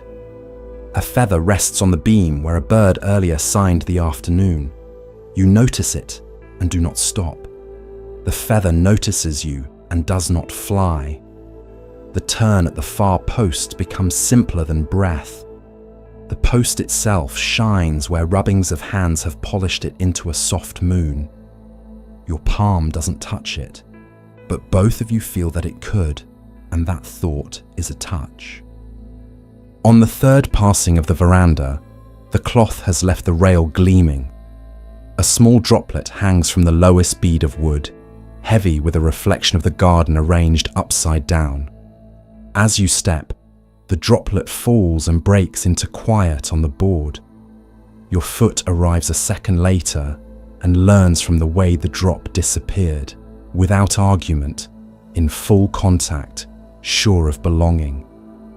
The lesson enters through the skin and goes to the bone, where it becomes something without a name that nonetheless helps.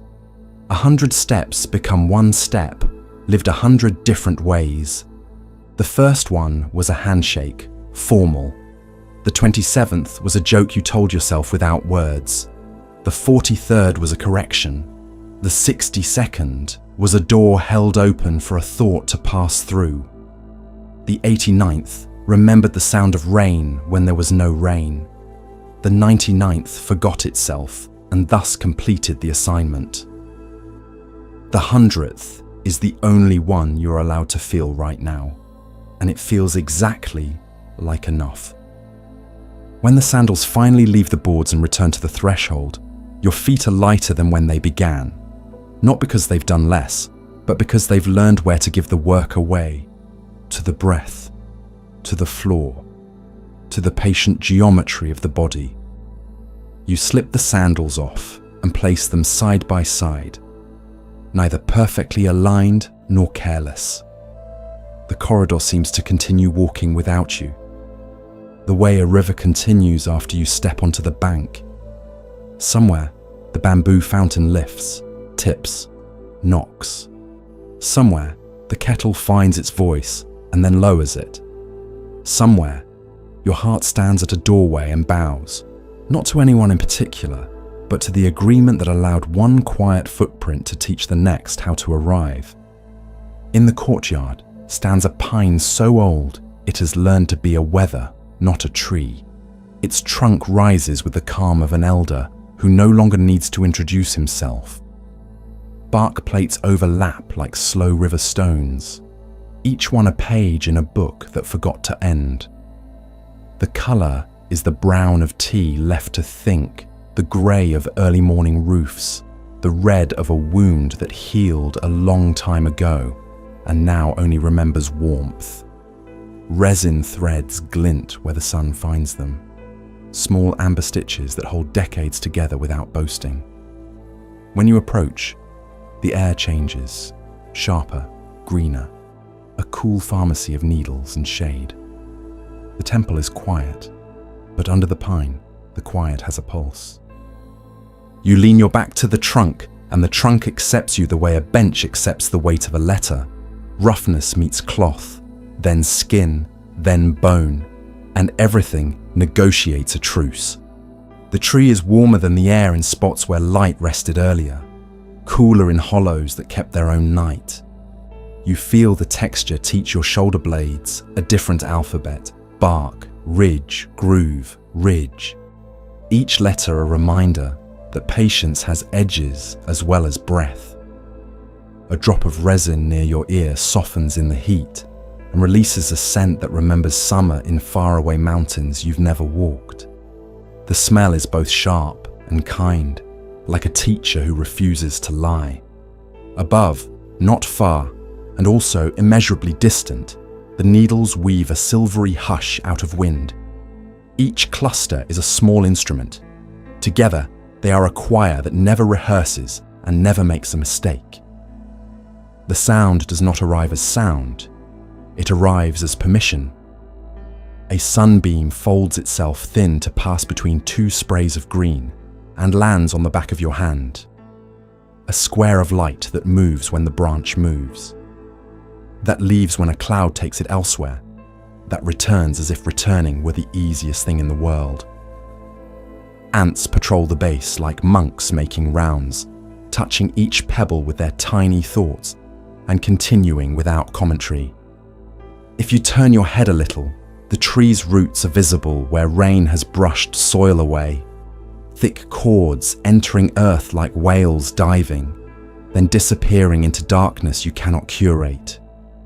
You imagine the roots wider than the crown, fingers finding water in stone's secret pockets, tips shaking hands with threads of fungus and making trades no coin would understand.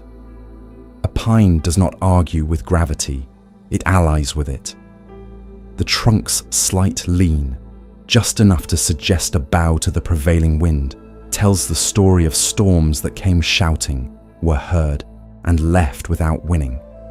The tree's reply was the same each time. Stay.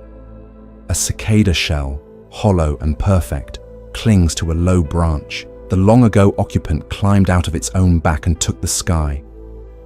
The empty husk remains to show how leaving can be complete without being dramatic. A spider has set a net in a doorway of air. A reed-thin moth crosses and shivers, and the spider comes with the exact speed of necessity, and you watch without needing to add virtue or tragedy to the world. A pine cone, tight as a fist, rests at your feet. Another, opened into a brown flower, has released its passengers and is happy to be a boat with nothing left to carry. The ground is a dictionary of such definitions. The trunk rises through the day as steadily as breath passes through a sleeping chest. The light moves and knots, those smooth, dark eyes open and close on your sleeve as if you were being regarded by a polite animal. The wind changes its mind every few minutes, and the needles agree first, then object, then agree again. Their argument never escalates. Somewhere behind you, the bamboo fountain lifts, tips, knocks. Somewhere to your left, a broom draws a straight line through scattered leaves and leaves them straighter. Under the pine, the hours stretch like cats. It is the sort of shade that forgives intentions you didn't keep. You try a question silently. What is wisdom? The pine gives its answer in the language of bark on spine, in the weight of shadow over eyes, in the fact that it does not move to face you when you speak. It is always already facing the direction of everything. When you listen better, the answer widens, sap rising in a slow arithmetic. You cannot rush, needles thickening the air with their own weather, the bark's fissures collecting rainfall and insect news, the crown offering rooms to birds who pay rent in song. If there is a sentence here, it is this: to remain and remain kindly. A small wind arrives from up valley and tucks itself into the scales of bark. It finds your hair and your collar. It brings with it distant creek cold and a thin rumour of snow from a mountain you can't see. The tree reads the wind by touch and tells no one. You place your palm on the trunk. Heat transfers both ways, a treaty of temperature. Beneath your hand, there is motion so slow the word stillness fails to include it. Sap thinking, cells voting, fibres agreeing on which way to pull and when to let go. It takes longer than a life to make a decision like this morning's. The pine has time. You have this breath. Birds use the tree as a calendar. A warbler appears, writes a short phrase in yellow and gone. A jay stops by to say a single rude syllable and then apologizes by flashing blue.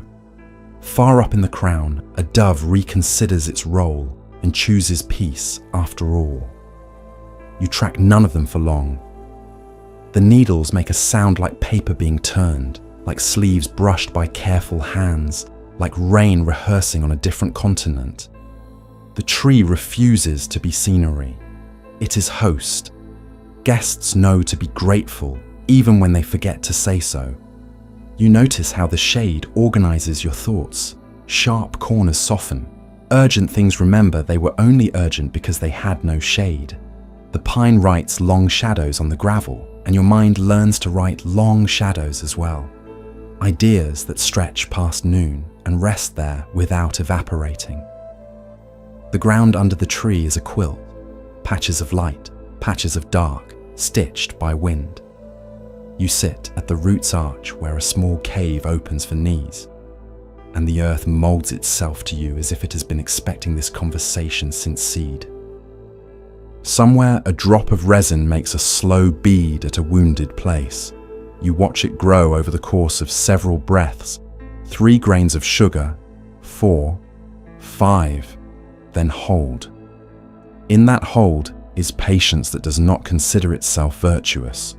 The resin will harden by dusk, will smell like the memory of a carpenter's apron, will capture a fleck of dust and turn it into a galaxy a beetle will navigate with tiny legs. The tree tends its wound by shining. You think of the mended cup in the kitchen, silver river along its crack, and understand suddenly that repair is a way to be luminous.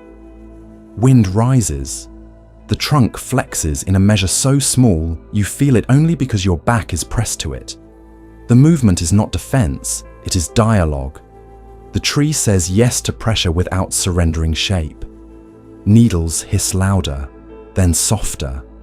A cone bumps a branch and adds 1 knock to the hour's ledger. Resin answers with a long sweetness. Under the roots, water shifts in a narrow vein, and the ground above it is a fraction cooler. Your heel finds that coolness and thanks it without words. A beetle the size of a fingernail climbs across your knee, touching you with its delicate ladder legs, and you move your hand so it can pass like a traveler through a village alley. The sky is visible in ragged squares through the netting of foliage. Clouds slow to pay their respects. Light falls in coins and is spent immediately by moss, by your sleeve, by the bark, changing into green and warmth, and the kind of quiet that enters bone. For a span of minutes, perhaps longer, you forget your name, not in a frightening way, but the way a river forgets the names of towns along its banks. It still flows. The towns still live. Everything is relieved of explanation. The tree continues. You join it. If a memory arrives, it arrives as weather, the smell of a book's spine, the grain of a childhood table under your forearms, a long ago afternoon that had its own pine, whose roots broke a sidewalk into patient syllables. The old grief inside that memory meets the shade and changes temperature. It is not banished, it is stored in a cooler cupboard. The pine is indifferent to your autobiography and therefore helpful. Indifference in this case is not neglect. It is the refusal to make your story heavier than it needs to be. A novice wanders into the courtyard with a bucket and a dipper. He notices you by noticing the pine noticing you, both of you included in the tree's unhurried attention. He bows to the trunk as if it were a senior monk, then offers the dipper to you. The water tastes of stone and the shy sweetness of wood. You tip a little at the root, not as superstition, but as etiquette. The novice smiles and moves on, his sandals writing soft kanji on the path. The pine accepts the offering without altering a single needle. Around the far side, where fewer feet have passed, a fungus in the shape of a half-moon shelves from the trunk. Its surface is lacquered with rain history and the footprints of a squirrel who made a fleeting decision to be bold. You run a finger along the rim, and it feels like fingernail, like the underside of a violin's voice. Farther up, a knot has twisted into the suggestion of a sleeping face. Once seen, it cannot be unseen. The face does not wake. It does not need to. Trees dream with the whole of themselves and then become their dreams by standing. The day turns a facet. The shade lengthens toward the bell's pavilion, drawing a stitched seam between gravel glare and the pine's cool treaty. A gust lifts a constellation of old needles and sends them skittering like small dry fish across the stones. They make a sound that clocks would envy. A cone drops. It does not fall so much as arrive. The impact is simple as a period at the end of a sentence that took a season to write. You watch the cone rock into stillness and feel your thoughts rock into stillness at the same speed. You consider the rings you cannot see. Each year, the tree wrote itself a bracelet, wide in summers when rain was generous, narrow in years when fire breathed too close, interrupted perhaps by a winter that spoke in ice. All that narrative is hidden now, but not hoarded. The rings are not secrets, they are privacy. You lean closer, cheek near bark, and hear the most improbable sound, the quiet of being alive inside something that takes a century to inhale. It changes how your breath moves. It lengthens with no effort and returns with no regret. The old, thin places in the lungs that had practiced argument begin to remember cooperation. A child's giggle crosses the wall and dissolves among the needles. It returns as a softer sound, less sharp, more round. The pine is a translator. Harshness enters and leaves carrying less metal. Even the crow's call earlier was sanded down by resin and shade until it fitted the courtyard like a dark bead on a wooden string. Insects test the boundaries of your attention. You let them be citizens. A line of sunlight finds a crack in the eaves and lays a golden thread on the bark, and for a time you watch only that, the way a stream watches a single leaf ride its surface and does not become less a stream for being so focused. You stand and place your palm flat on the trunk a second time. The tree is not changed by your standing, but your legs have different ideas now, knees softer, hips arranged according to less ambitious geometry. You step around the base slowly, not to measure, not to inspect, but to be taught by each quadrant. North is darker, a smell of rain even when none is near. East keeps a ledger of morning birds. South holds the year's heat at the depth of a finger. West receives the bell's low vowel and keeps it a second longer than the other sides. These aren't facts, they are friendships. A needle loosens and falls, a single green stroke down the page of air. You catch it on your sleeve without trying. It lies there like a little clock hand with no face to govern it. You put it on your tongue and taste a bitterness so clean it becomes sweetness, then spit it into your palm and lay it at the root with its siblings. No one is offended. The pine has been eating light for longer than stories have been convincing. One more needle returned is both nothing and everything. Wind pauses. Time pauses with it. Or perhaps you pause and time keeps walking and promises to send back notes. In the stillness, you hear the smallest labour, a beetle boring somewhere deep, the resin setting its slow glass, a hairline crack negotiating whether to continue and deciding to wait another year. Your own heart becomes politely audible, and then, like a good guest, quiet in the shared room. The tree continues to be a tree. It is the enormous relief of competency. A cloud edges the sun and the courtyard cools by a sigh. The pine shade darkens to lake.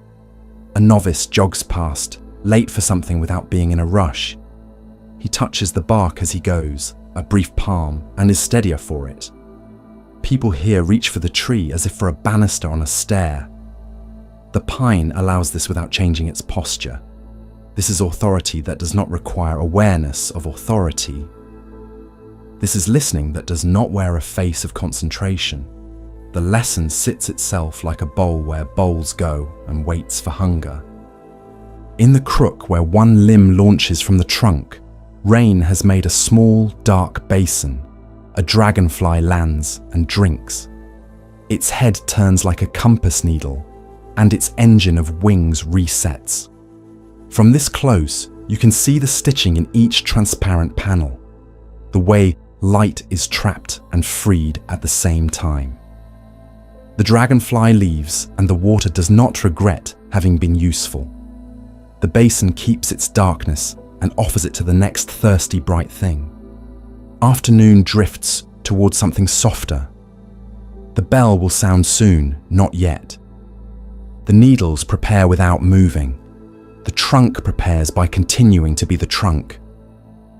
A squirrel skids down the bark in fits, stops level with your head, peeks around, decides you are furniture, and continues, tail writing flamboyant punctuation.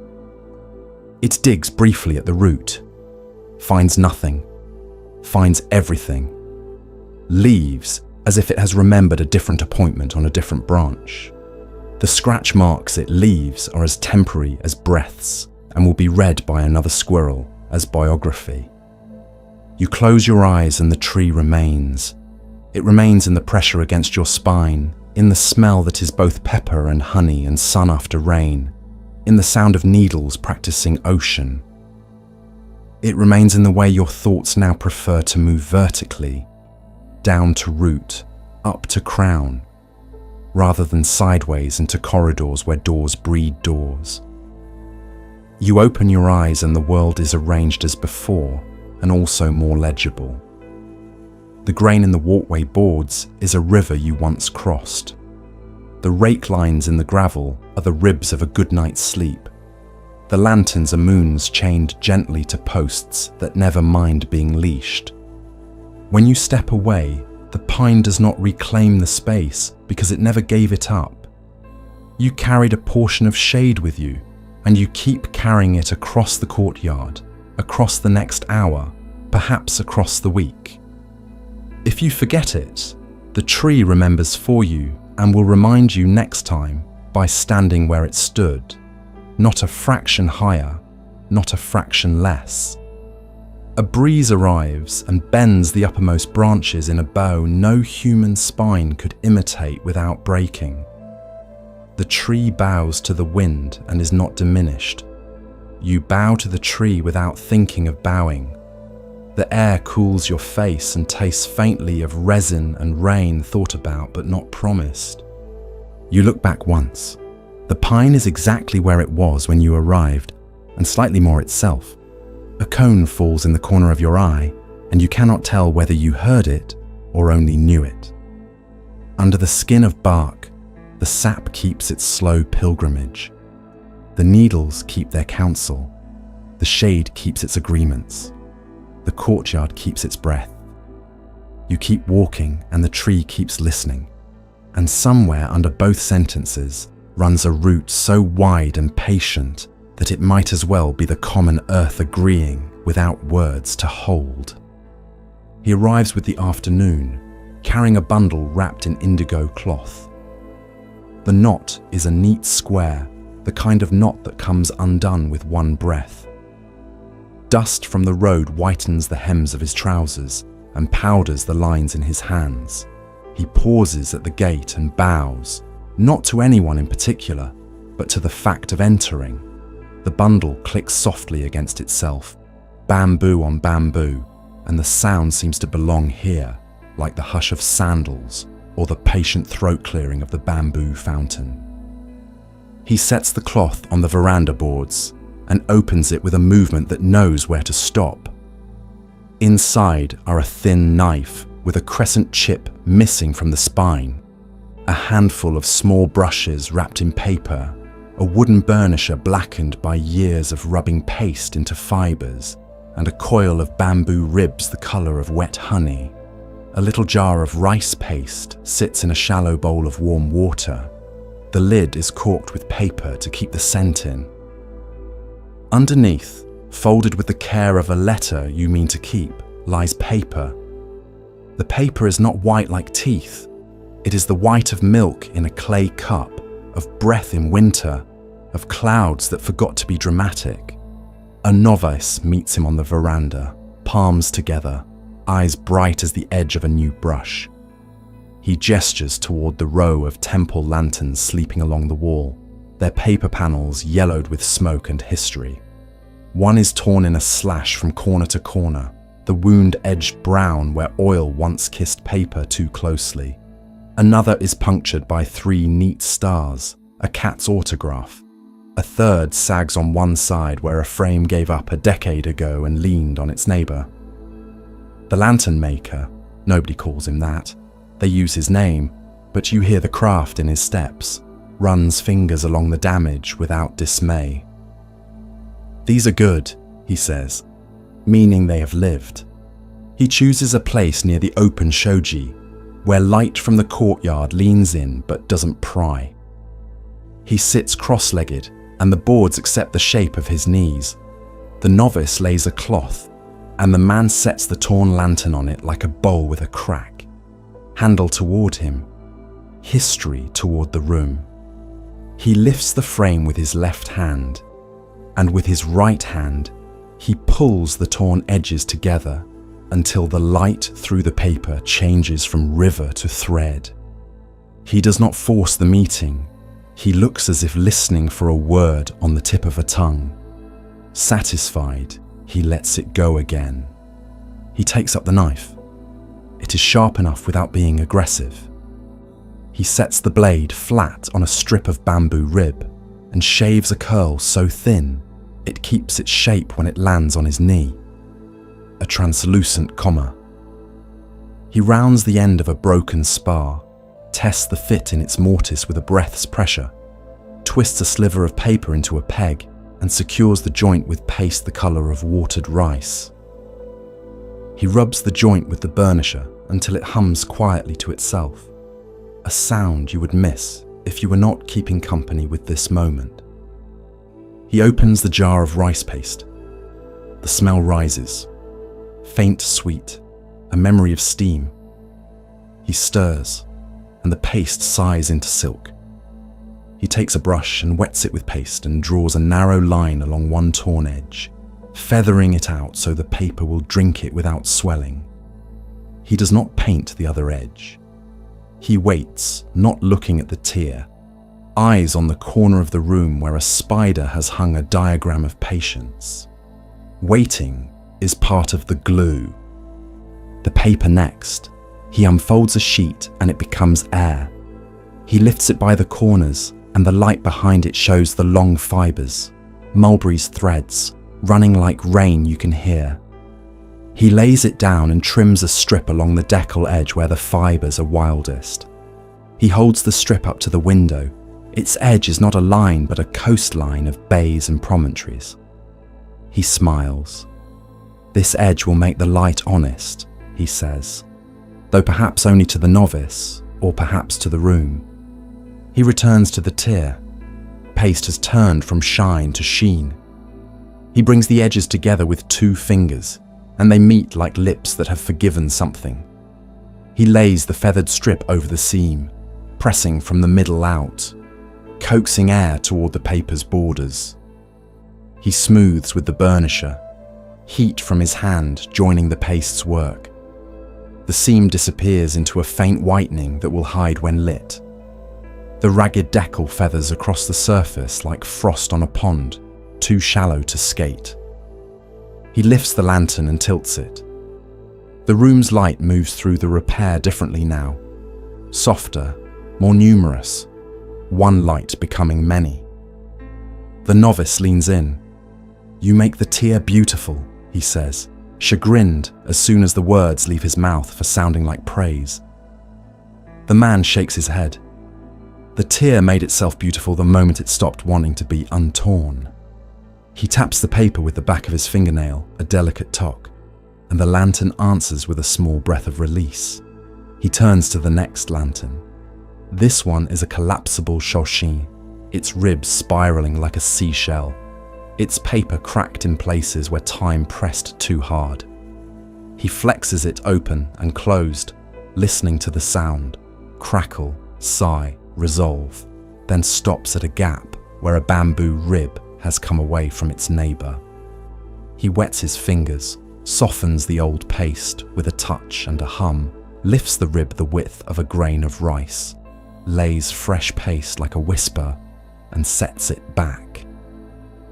He holds the lantern open with one hand and rotates it slowly with the other, watching something you cannot see. He pauses over a place with no visible damage.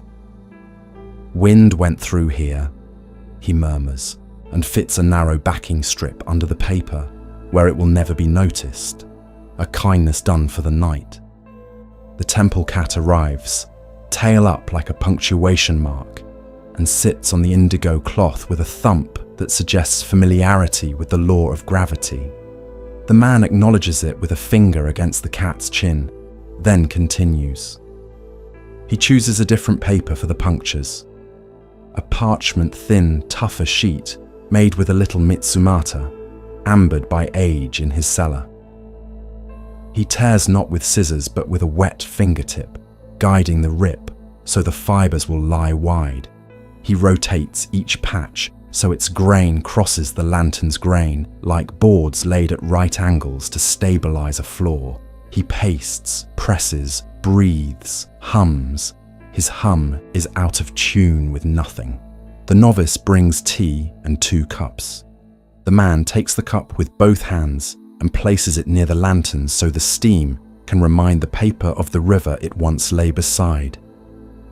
"You carry so many kinds," the novice says, looking at the stack of sheets still folded in the bundle.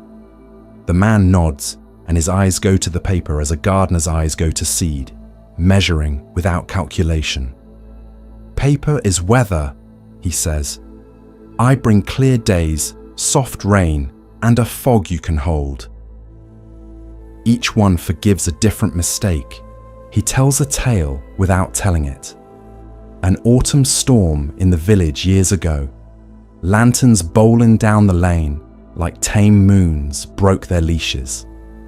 He salvaged frames from the ditch and cleaned the silt from the joins, and a child brought him a choshin so crushed it had learned new geometry.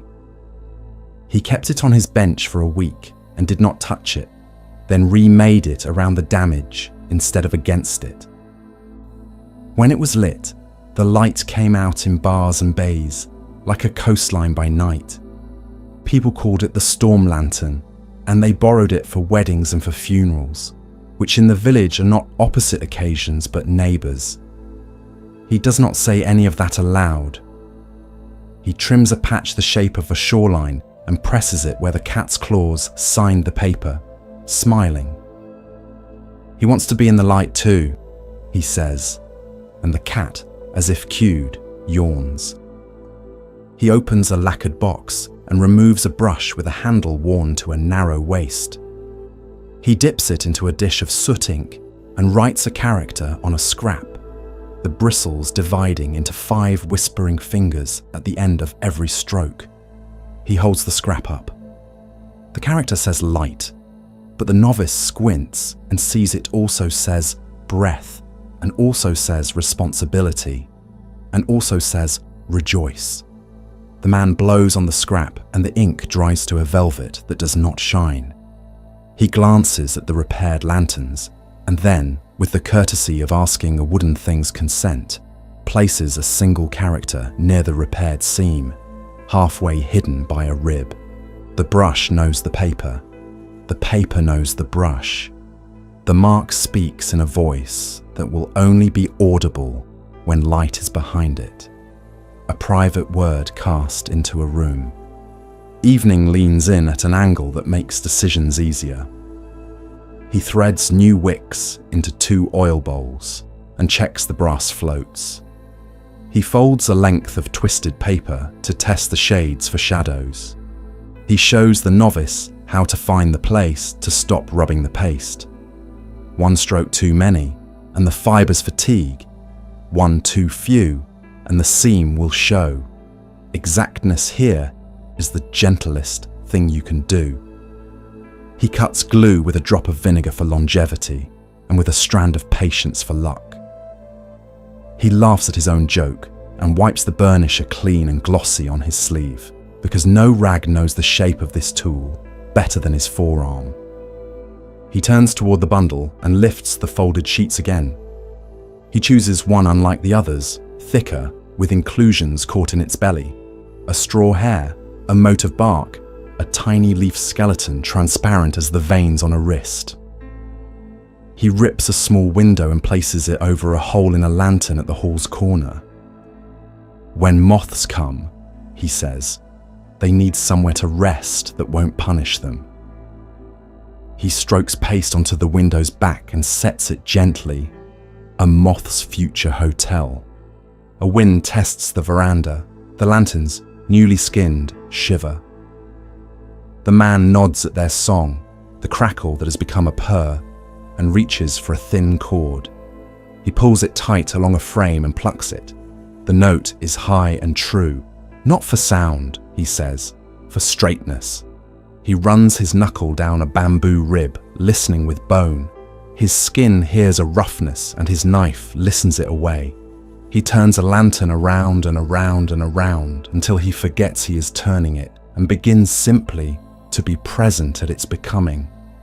He shows the novice the weak place in one paper, so beautiful when dry, so treacherous near flame. He pairs it with another paper, a pure luncoso with long fibers that span the frame like bridges, between them a soft mesh. Forgiveness, he says, is knowing which neighbor you need.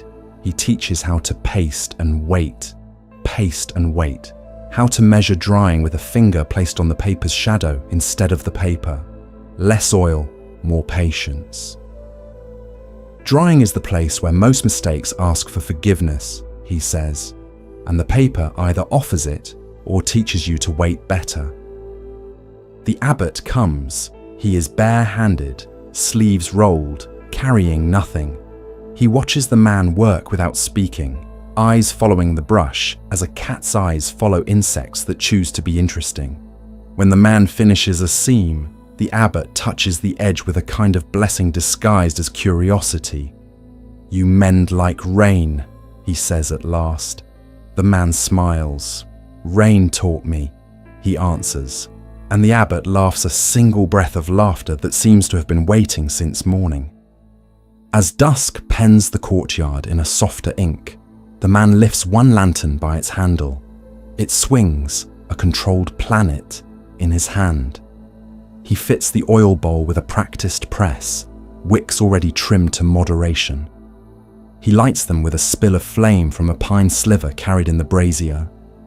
The wick catches, whispers, and the lantern softens like a voice lowering to tell the truth. Imperfections on the paper, decal, patch, thread, a scar from long ago, turn the light into rivers. It does not glare, it airs. The patched seam you watched disappears when looked at and appears when you look away, an aftertaste in the eye. Edges of the patches scatter light into the corners that had been stubborn. Thrilled dust leaps in the beam and then settles better than before. He lights the next and the next. The hall breathes with them deeper now. The repaired lantern at the door throws a little crescent on the floor where the decal edge feathers the glow. A novice's foot pauses there and steps through a milky arc as if crossing a threshold in slow water. The cat sits and admires its multiplied silhouette. One cat, 3 soft cats, then pretends it knew all along it was plural. Moths, their evening data gathered, arrive in singles and twos, bumping once, twice, then resting on the forgiving patch. Their bodies cast shadows like punctuation marks, and the light accommodates them without complaint. The abbot nods to the novice, who slides 2 repaired lanterns along the eaves, untying and retying knots that take instructions from fingers more easily than from mouths. The man judges the height by eye, then by shadow, then by the way the light pours through the room as if the room were shaped for it. He moves one a hand's breadth to the left, and the scroll on the far wall becomes legible without becoming demanding. He lowers another by the width of a thumb, and the floor's grain begins to read like a river again. He blows out a match, and the smoke writes a syllable that the lanterns know how to translate into warmth. One lantern refuses perfect agreement with its neighbors. It flares the light a little to one side, a personality at the dinner table. The novice goes to adjust it. The man shakes his head. "Let it keep that," he says. "It will remember for us that sameness is not harmony." The abbot's mouth makes a shape like yes. The room, newly lit, looks older and more awake. When all are hung, the man returns to his bundle. He cleans his knife on paper that will never be used for anything except this kindness. He rinses his brushes in a bowl the novice brings, rolling the hairs against the bowl's lip until the water clouds and then clears. He dries the burnisher on his sleeve again, and the cloth remembers how many rubbings it has taken into itself. He rewraps the remaining paper, aligning edges with a care that would seem humorous anywhere but here, where care is leisure, not labor. The novice, who has watched the whole afternoon learn to be evening, can no longer hold his question. "You said, your secret." His voice flinches as if he is not sure secrets should be asked for. The man looks at him with eyes that have carried light back to many rooms. He reaches for the folded paper and spreads 3 sheets on the floor. One is sleek and thin and perfect, no blemish visible, no fiber daring to show its thread. Another is soft and thick, its surface just rough enough to remember trees. The third is stubborn and quietly generous, long-fibered, deckled, with small visible lives caught beneath its skin. He taps the first. This one is proud. It makes you careful in a frightened way. He taps the second. This one is kind but sleepy. It dulls the flame. He taps the third, and his finger rests there. This one forgives. The novice repeats the word softly, tasting it. The man continues, not lecturing, not whispering, simply sharing the bench with truth. Forgiving paper lets the knife wobble and survive. It accepts extra paste and still dries clear. It takes a patch and turns it into weather, not a bandage. It wrinkles when you forget yourself and then unwrinkles when you remember. It scatters light in a way that tells a tired person that the night has room. People think strong means stiff. Strong in paper and in people means long fibers and a habit of letting go. He lifts the forgiving sheet to the lantern's light and shows the novice the threads. "See how far one fiber runs?" he says. "From here to here, no break. That is why a tear doesn't become 2. If you find paper with such fibers, marry it. When you err, and you will, the paper won't shame you. It will invite you to try again in a way that keeps the work alive." He turns the sheet. The decal edge glows. "And if you choose it first, before you are perfect, your room will be beautiful now, not after." He smiles, and the novice's shoulders settle in the way shoulders settle when a lesson stops being heavy. They carry the last lantern to the corridor outside the meditation hall. It has a deep patch where a boy, years ago, pressed his thumb through on a dare. The patch is thin enough to show the whirl of a fingerprint if the eye cares to look. They hang it, light it, and step back. The patch throws a small oval onto the floor, and the oval looks like a moon risen behind fog. A novice coming to call the hour will step through that moon every night and never know his foot has been blessed by someone's childhood. The man nods, satisfied. Yes, he says to no one, or to the paper, or to the night. When the work is done, he sits for a moment without tools.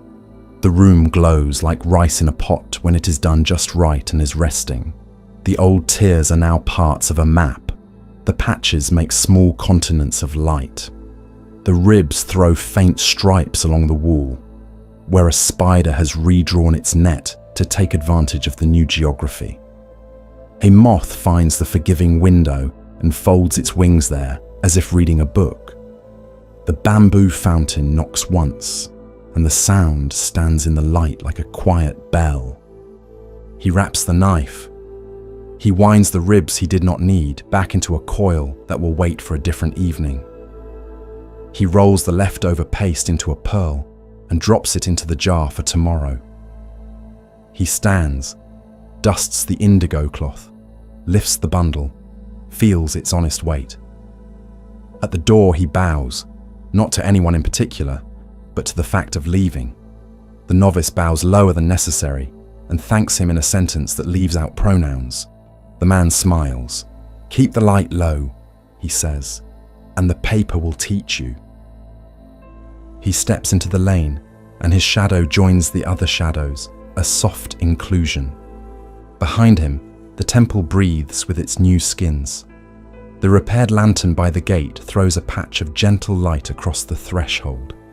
The seam you watched mended by hand now mending the night by scattering it.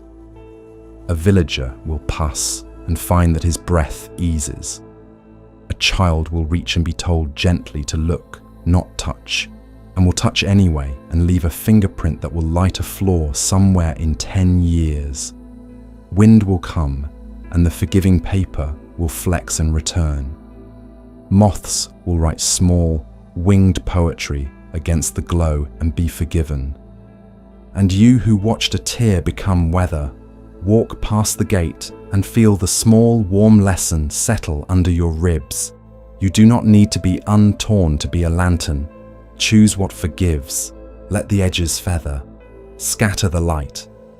Morning arrives and the garden is already patterned with patience. Gravel lies in pale ripples that never touched an ocean. Each line the width of a breath. Each curve the result of hands that understand where to stop.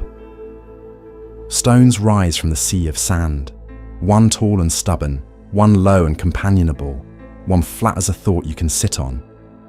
Dew clings to the rake's wooden tines and darkens the first few inches of gravel so that the opening strokes write with ink and then dry into chalk. The novice stands at the edge and bows to what has not asked for bowing. He places the teeth down, finds the angle that turns resistance into cooperation, and pulls. The rake travels. The garden answers. Sound happens. A hush that belongs to winter bamboo and distant rain, even on a clear morning. The line he draws is straight until it needs to bend. When it meets the first stone, he slows as if greeting a guest, arcs the furrows around the base with a courtesy circle, and releases the rake so the gravel can slide back into calm.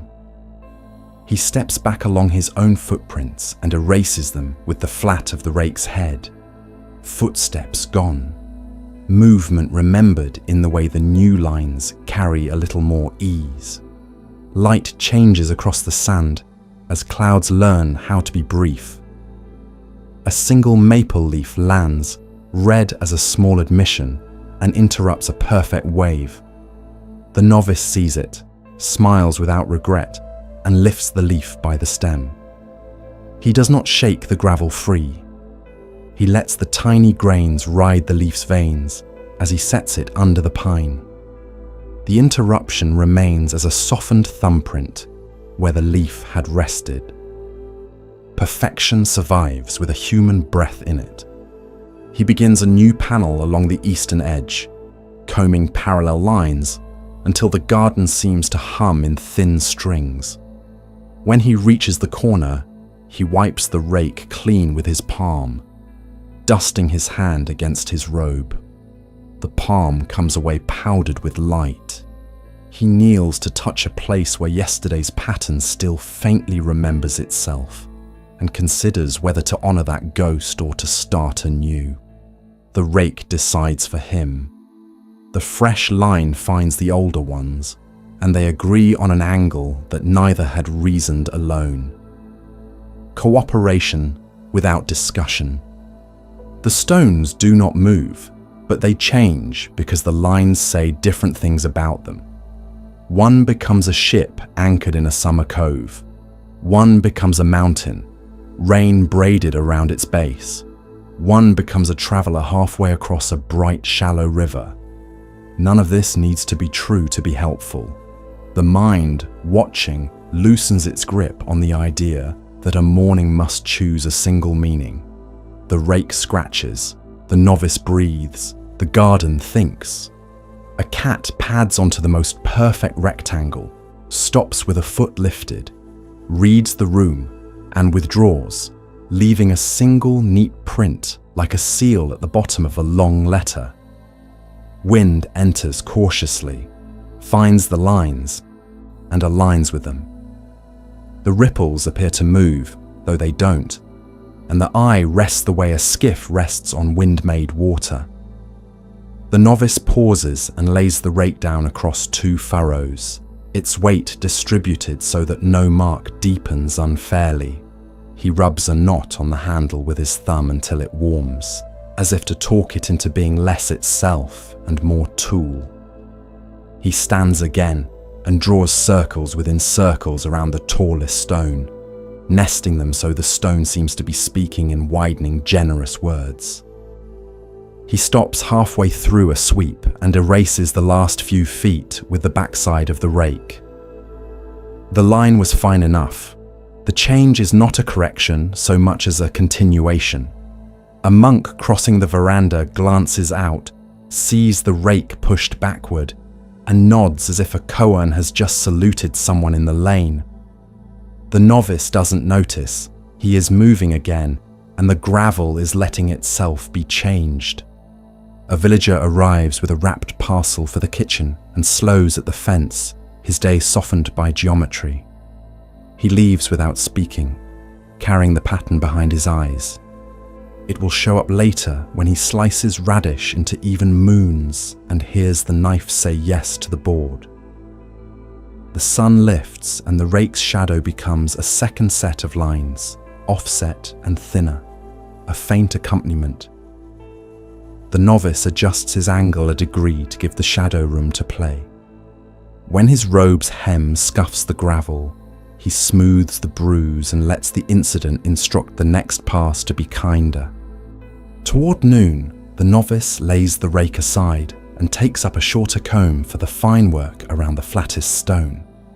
He kneels, and now the sound is almost nothing, grain whispering to grain, and the world leans in to listen.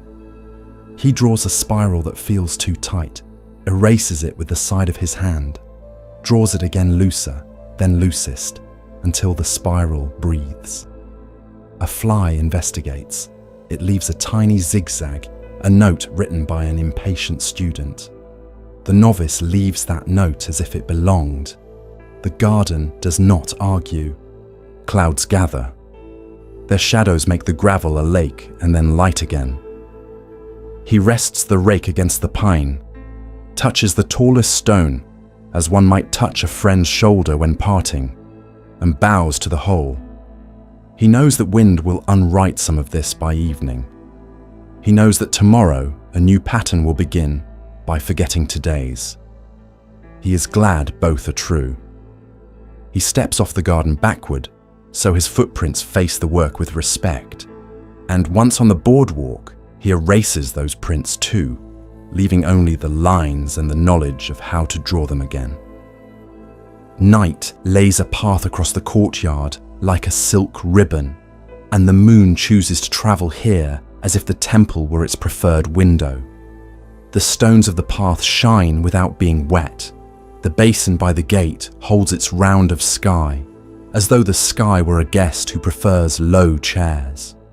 A monk waits where the lantern light gives up and the moonlight begins, hands folded in sleeves, as still as the shadow of a post. When you join him, he does not greet you. Greeting would be smaller than this moment can carry. The air is clean the way a bell's last tone is clean. Crickets practice an old arithmetic. Bamboo clacks once in the wind, then thinks better of saying more. The monk tilts his head toward the water basin. You look. The whole moon fits there, its edge shaving the stone lip, and drifting leaves pass through the disc without harming it. When a moth touches the surface, a ring travels outward and the moon shakes and recomposes as if it had always contained a small earthquake. The monk asks, or perhaps the night asks, using his voice, "Is it above us or here?" You open your mouth and nothing useful arrives, so your mouth closes and becomes a listener. The monk does not seem to require words from you.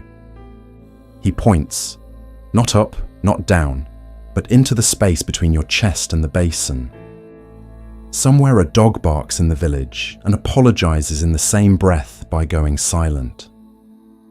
The moon moves a fraction along the roofline. The shadow of the bell lowers by that fraction. The basin accepts new light and gives old light away. He steps closer to the basin and curls his fingers under the dipper. When he lifts, the moon climbs into the wooden cup, wobbling on its own surface, and the room where your heart lives briefly holds two moons, one in the dipper, one in the sky.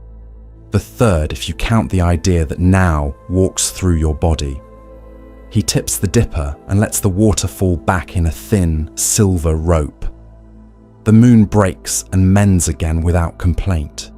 He nods at the mending, not the breaking. Clouds, discretion themselves, slip over the face for a few breaths. The world does not darken, it becomes equal. Lanterns pick up a little of the slack. The white trunks of the birches glow faintly. The monk's face loosens, not into smile, not into seriousness, but into the shape of someone who knows where to sit. When the moon returns, it returns without explanation. The monk says, "When the mind is a basin, the sky comes to visit.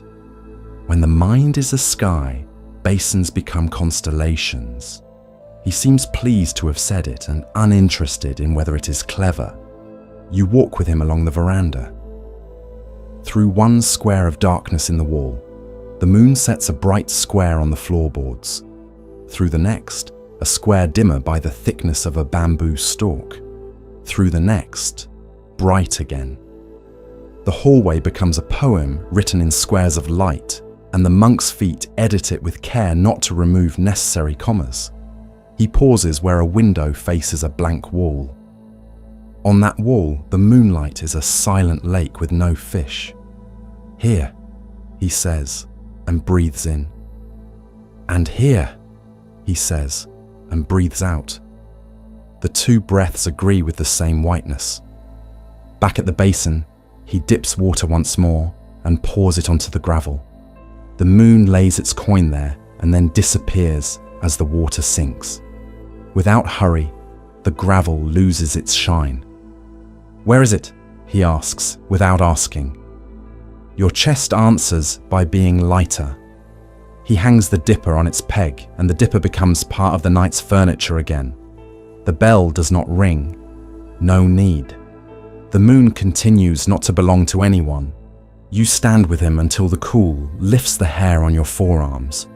When you turn to go, he remains, more pillar than person now, but not less alive for being pillar-like. As you walk away, the corners of the buildings collect small moons in their angles, white triangles that arrive and vanish as you pass. A frog declares something true in the wet field beyond the wall. The monk's question follows without following. Sky, basin, mind. None object to any of the answers. Rain begins quietly, like a hand stroking sleep from a child's brow. At first, the roof receives it in a scattered code: dot, dash, breath, dot. Then the pattern learns itself and becomes whole speech. In the kitchen, the kettle finds a low note and stays there, a hum at the edge of hearing, the sound of a pot remembering the river. Steam writes in thin cursive against the window's paper, fades, writes again. The cook moves as if the room were a large instrument. Ladle tapping here, lid lifted there, cloth placed exactly where the next spill will apologize. Rice waits in a clay pot that has known 1,000 evenings. The grains, rinsed earlier until the water ran almost clear, now sit with their measure of water and their pinch of time. The cook does not stare at them. She lets the flame say what flame knows and listens for the moment when the scent changes. First raw grass, then sweet starch, then the round, quiet smell that means almost. The kettle's song drops half a tone, then another, like someone moving downstairs in soft socks. You can feel the note in your ribcage where the spoon will later lay its kindness. She warms bowls with a splash of hot water, then pours that water into the waiting bucket that will go to the garden by moonrise. A sprig of pickled plum is laid on a small plate, the colour of a thought you can survive. A handful of scallions are cut into green commas. The knife kisses the board in a rhythm that belongs to rain. She pauses the knife to listen to the rice. When the lid shivers 3 times in quick succession and then settles, she lowers the flame to a patient thread and covers the pot with a folded cloth to keep in the story.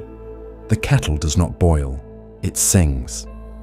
She slides it from the direct heat to the cool edge of the grate so its song stays where it is. Low, level, not interested in climax.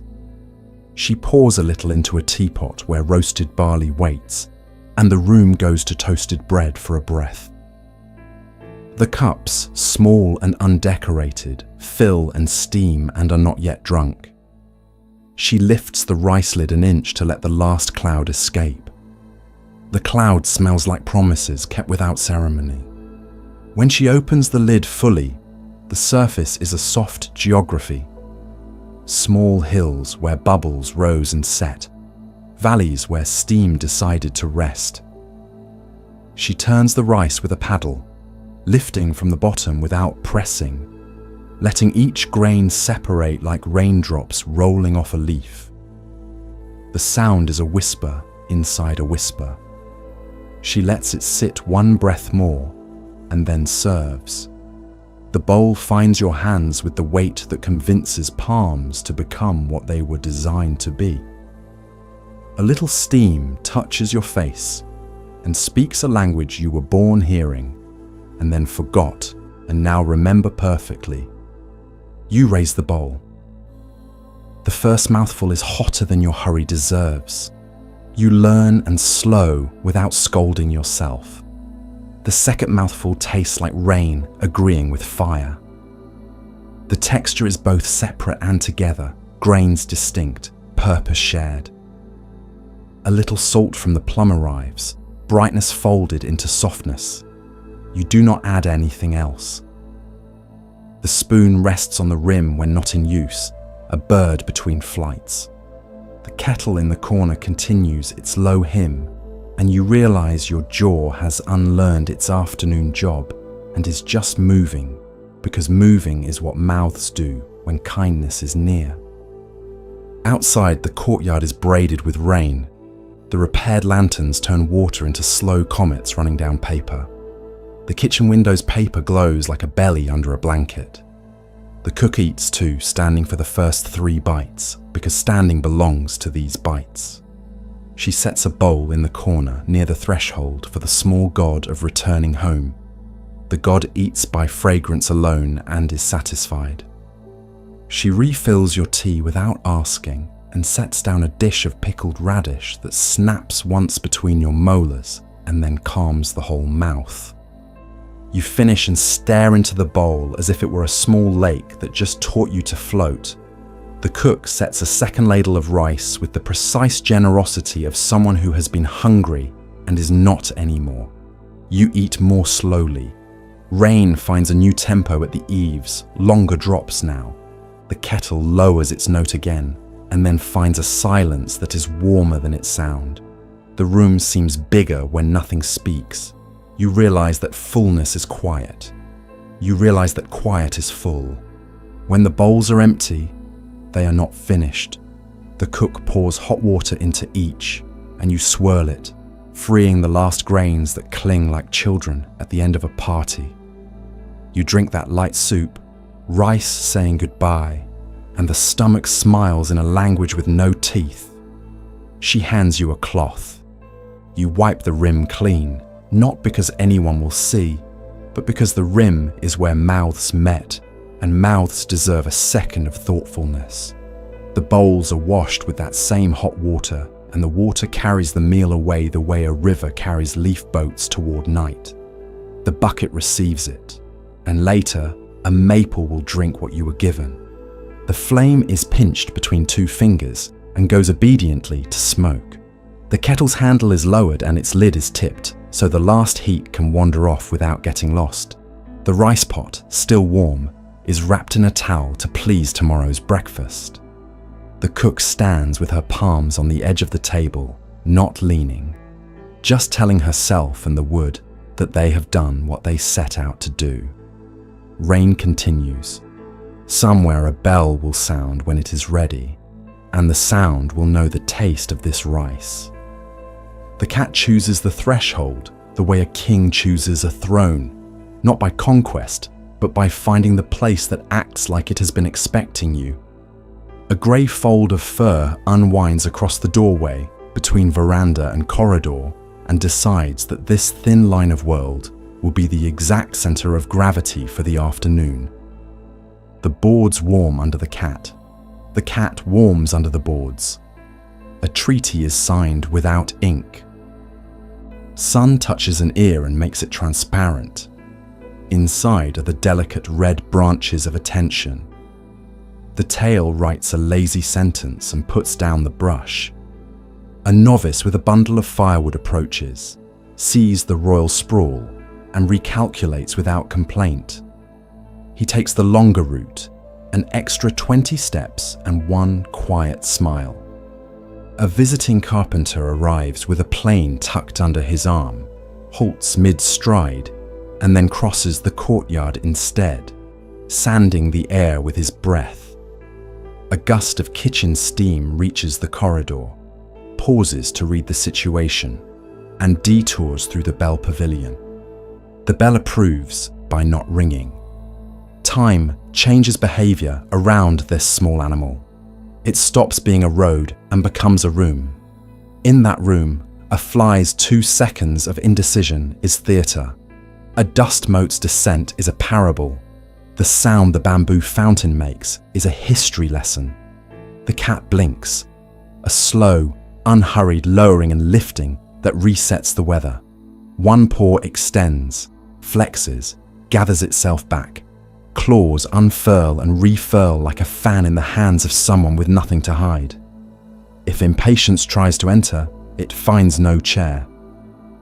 The abbot comes along with his hands folded and a thought he means to deliver to the storeroom. He meets the situation at the doorway, consults with the tail, and bows a fraction lower than necessary. He changes his path the way a river bends around a stone, and the change improves the river. Royal audience. A monk whispers, and then forgets to whisper at all because the cat has started grooming. Each stroke of tongue the exact length of a breath. A patch of fur on the shoulder is inspected, licked, approved.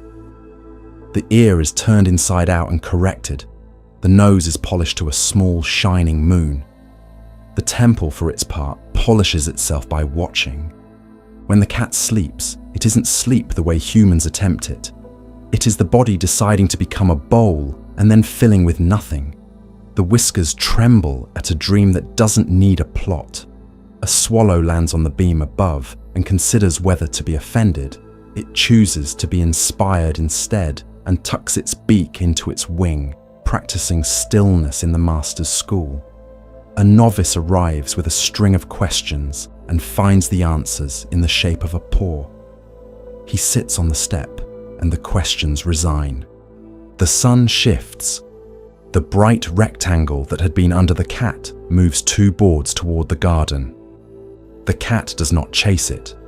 The rectangle comes to fetch what it wants and leaves with less than it asked for, which turns out to be enough. A pilgrim at the gate sees the scene from afar and unconsciously softens his pace, so that footsteps become synonyms for wind. Circles widen outward. A bird delays its song until the silence has finished singing. The kettle in the kitchen lowers its voice. An argument that might have started in a far room decides to become a nod. Eventually, the cat stands with a yawn that shows a brief crescent of bright, harmless knives. Time, recognizing the end of office hours, stretches its legs too. The tail sketches an afterword. A slow look is given to both directions with regal neutrality. Then the cat steps aside, not as concession, but as proof that rulership includes knowing when to abdicate. The threshold returns to its job of being ground between places. People pass, careful the way they were made careful. And for the rest of the day they cut fewer corners than they meant to, and notice more corners than they knew existed. Ink is a stone and a pool and a season. You pour a trickle of water on the inkstone and set the stick to it, and the first circles you grind make a sound like distant rain eloping with a roof. The stick rasps softly, a black tree bowing down to drink from its own reflection. Each turn thickens the water to night. Each breath makes the night patient. The room takes the smell into its wood, soot and resin, and something that remembers the belly of a lamp. When the ink is a certain velvet, the surface shows you your face, and the face looks noiseless. Paper waits with the courage of being thin. Rice fibers run through it like rivers you could cross without getting lost. You test a corner between finger and thumb and feel the generosity of long threads. Forgiveness lives here. You set the sheet on the felt, and the felt agrees to be a meadow. The brush is lifted from its rest and dipped, not drowned. The bristles drink, then are pressed lightly against the well, then tested in the air with a trial stroke that becomes a small cloud and disperses. Posture is not an invention. Sit bones as anchors, spine as weather vane, shoulder blades floating like slow boats on a lake that doesn't ripple. The wrist forgets bravado. The fingers remember to listen. You look at the white, and it looks back the way a sky looks at a hillside, with appetite and calm. One breath draws in the world, one breath erases its edges, and the brush lowers during the bridge between them. The first stroke lands like a bird that has known this branch for years. It thickens where the heart would be, thins toward the extremities, and lifts exactly when the breath needs more room.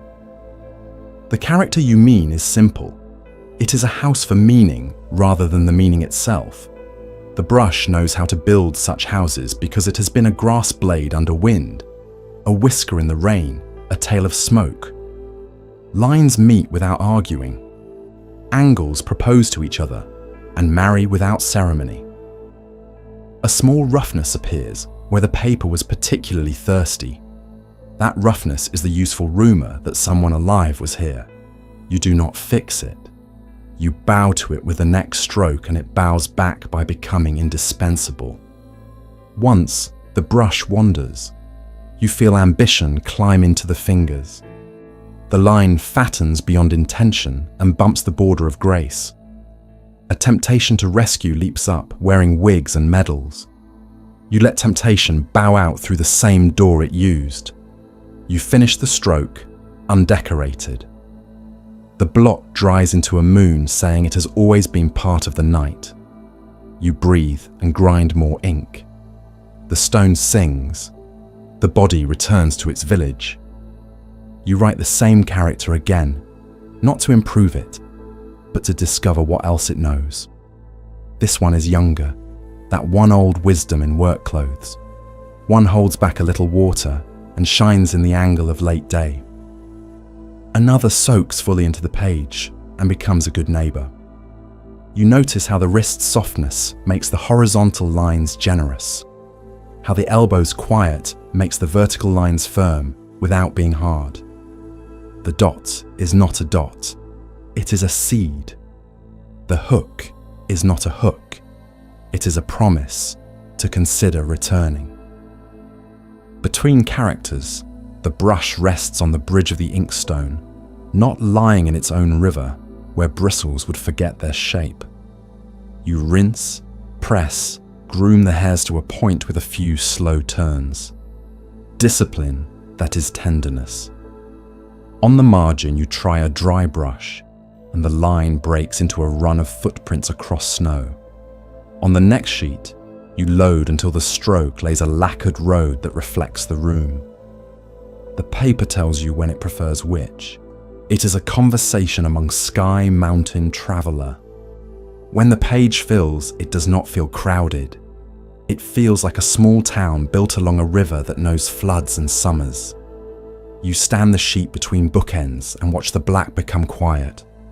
Drying is part of writing. The ink's shine goes to velvet.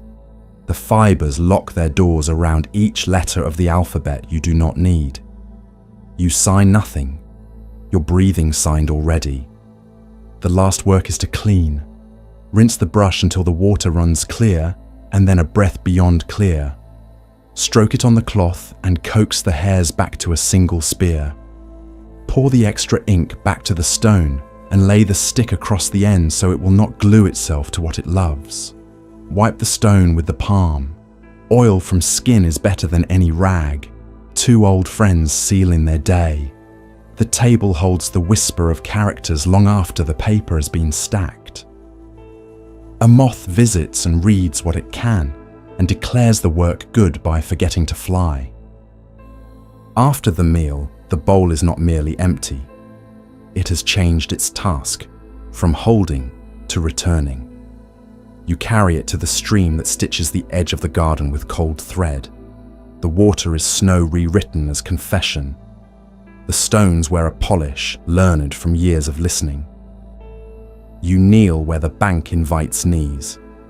A place packed firm by other knees doing exactly this. The bamboo scoop lies on a rock like a crescent moon. You lift it, and the stream arrives obedient to its own desires. A rinse for the bowl, river in, swirl, river out. The first pour carries the heat of rice and a few grains that refuse to become memory. They move from porcelain to water with no argument, and the water turns their white into the color of attention and then forgets it beautifully. You touch the rim with your thumb, feel the slickness become clean, not by erasing, but by including. A second rinse, and the smell of meal yields to the smell of stone. A third, and the bowl has learned the stream's grammar enough to speak one syllable, done.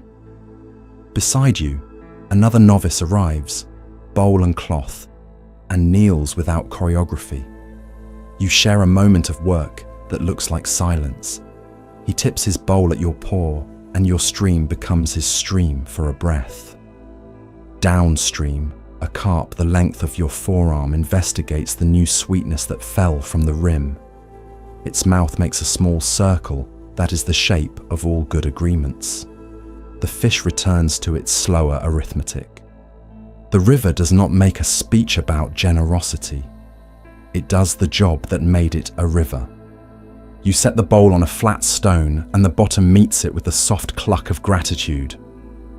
With the cloth, you dry, rim, flank, belly, following the curve that was designed to fit a palm and now fits the sky. The cloth is not heroic. It remembers sunlight from earlier and returns it through its threads so that dryness arrives without effort. "When you are done, be done," the senior monk once said, and the sentence has been living in your elbow since. You resist the itch to polish what has already become itself. You look into the empty bowl and see your face not as portrait, but as weather. A cloud passing over white porcelain, dissolving into the glaze, reappearing near the lip. The bowl does not trap it. The water under it continues to say the same word it has always said. In the curve of the interior, the world finally has a place to be round. A leaf drops from the bank into the stream and has no opinion about its career. The bowl does not keep track of how much rice it held. Its gratitude is not a ledger. Standing, you lift the bowl with 2 hands, not from rule, but because the bowl still feels a little like an animal. You return along the path, slower than you came.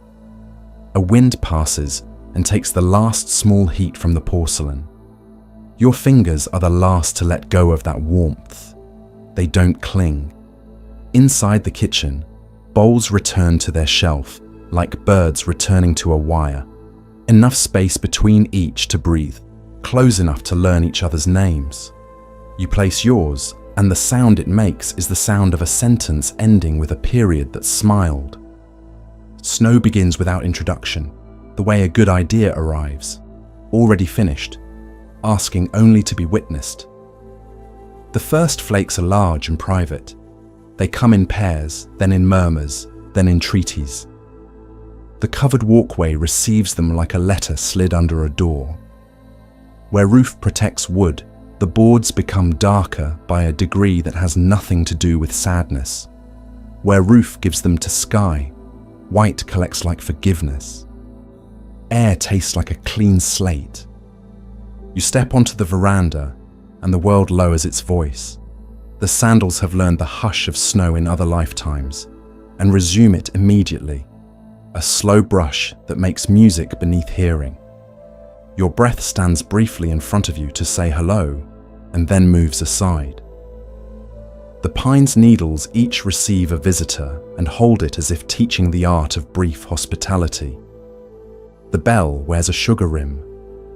The garden's raked lines become the ghost of music paper with no notes. Stones are hats on patient heads. The wooden walkway is a narrow continent between winter and roof. Snow tries to colonize the boards and melts, leaving little ovals of water that are the shape of walking. You put your steps into those ovals and make more. With each footfall, the snow declares quietly that it plans to continue being snow until it isn't. The world is a pencil drawing. The only color is the implication of warmth where your hands hide in your sleeves. A monk appears with a broom made of bundled twigs. He does not fight the snow, he converses. The broom sweeps a path not too wide, wide enough to share, narrow enough to remember that company is a choice. The sound is a secret spoken in the language of straw. When he passes, snow resumes its appointment gladly and covers his work in a new grammar of softness. He smiles at being temporarily unnecessary. You pause under the eave where one board extends just far enough to carry a line of white. The line thickens until it chooses to fall. It falls as a single soft slab and lands on the railing, spilling over the inside edge in a slow surrender. A droplet forms at the tip of that surrender, grows, pauses, breath held at the bottom of the exhale, and lets go. It prints a dark coin on the board below. Another droplet begins. Your chest learns this meter and copies it. The cat, undecided, places 2 paws into the white and draws them back. A third paw reaches, touches, retracts. A small sneeze that may be indignation, may be delight.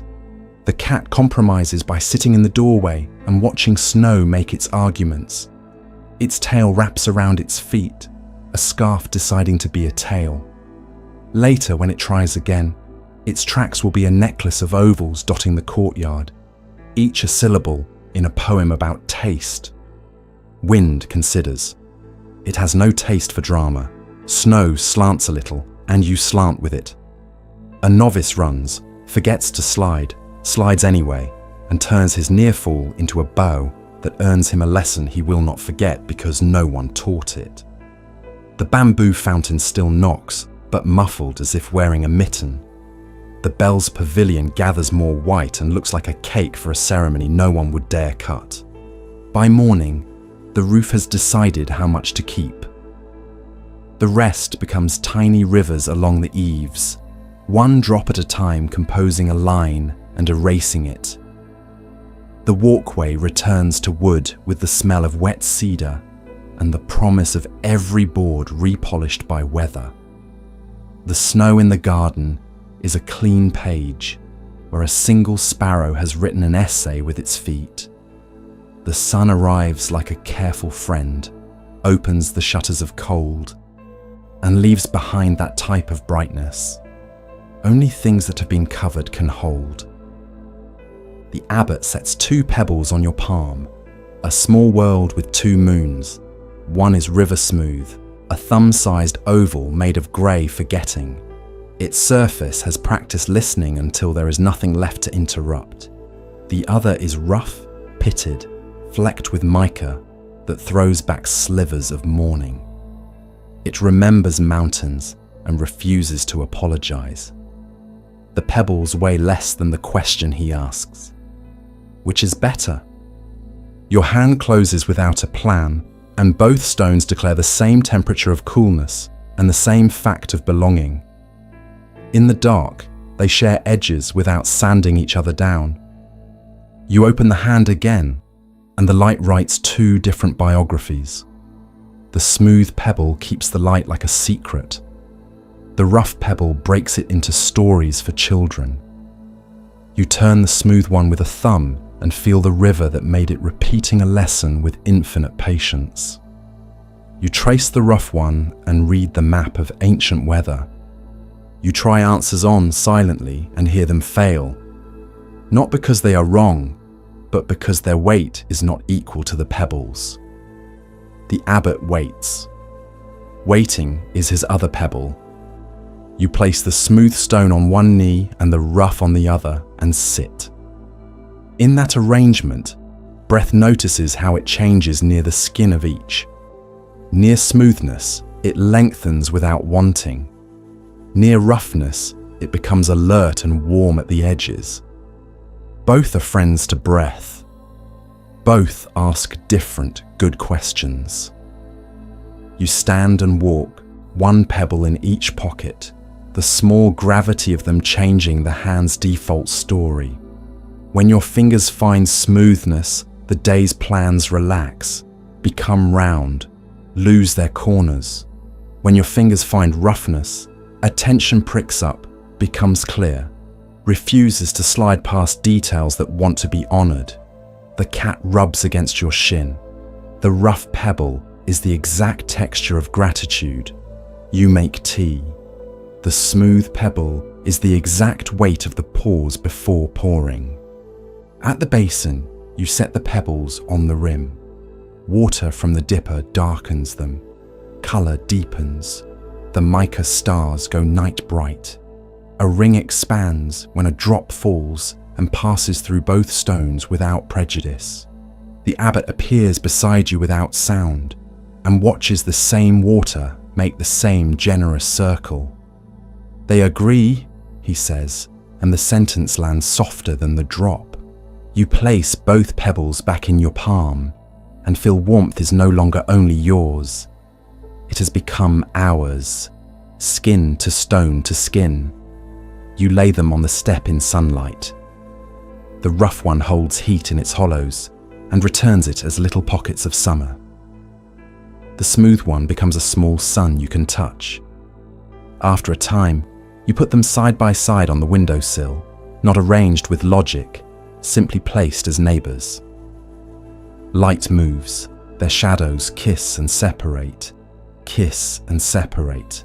Later, Children from the village arrive with a teacher who trusts stones. The abbot offers them the same 2 planets, and small hands become observatories. One child presses the smooth pebble to her cheek and sighs. Another rubs the rough pebble on his palm and grins like a climber who has found a new hold. They return the stones without argument. The abbot puts them in your hand again, and the question dissolves the way salt dissolves in soup. Present, invisible, making everything itself. You carry them to the garden and set them not far apart among the raked lines. The rake moves, curves around each, writes 2 versions of water. For a while they are islands, then wind arrives and rearranges the surface, and they become anchors. A monk passes and bows to both, equally, without looking to see whether anyone is watching. When you pick them up again, a tint of dust has made them kin. You blow it away, and kinship remains. At dusk, you return the pebbles to the abbot's palm. He weighs them as if measuring the day. He closes his hand, nods, and opens it again. The pebbles sit there like 2 answers to the same kind question.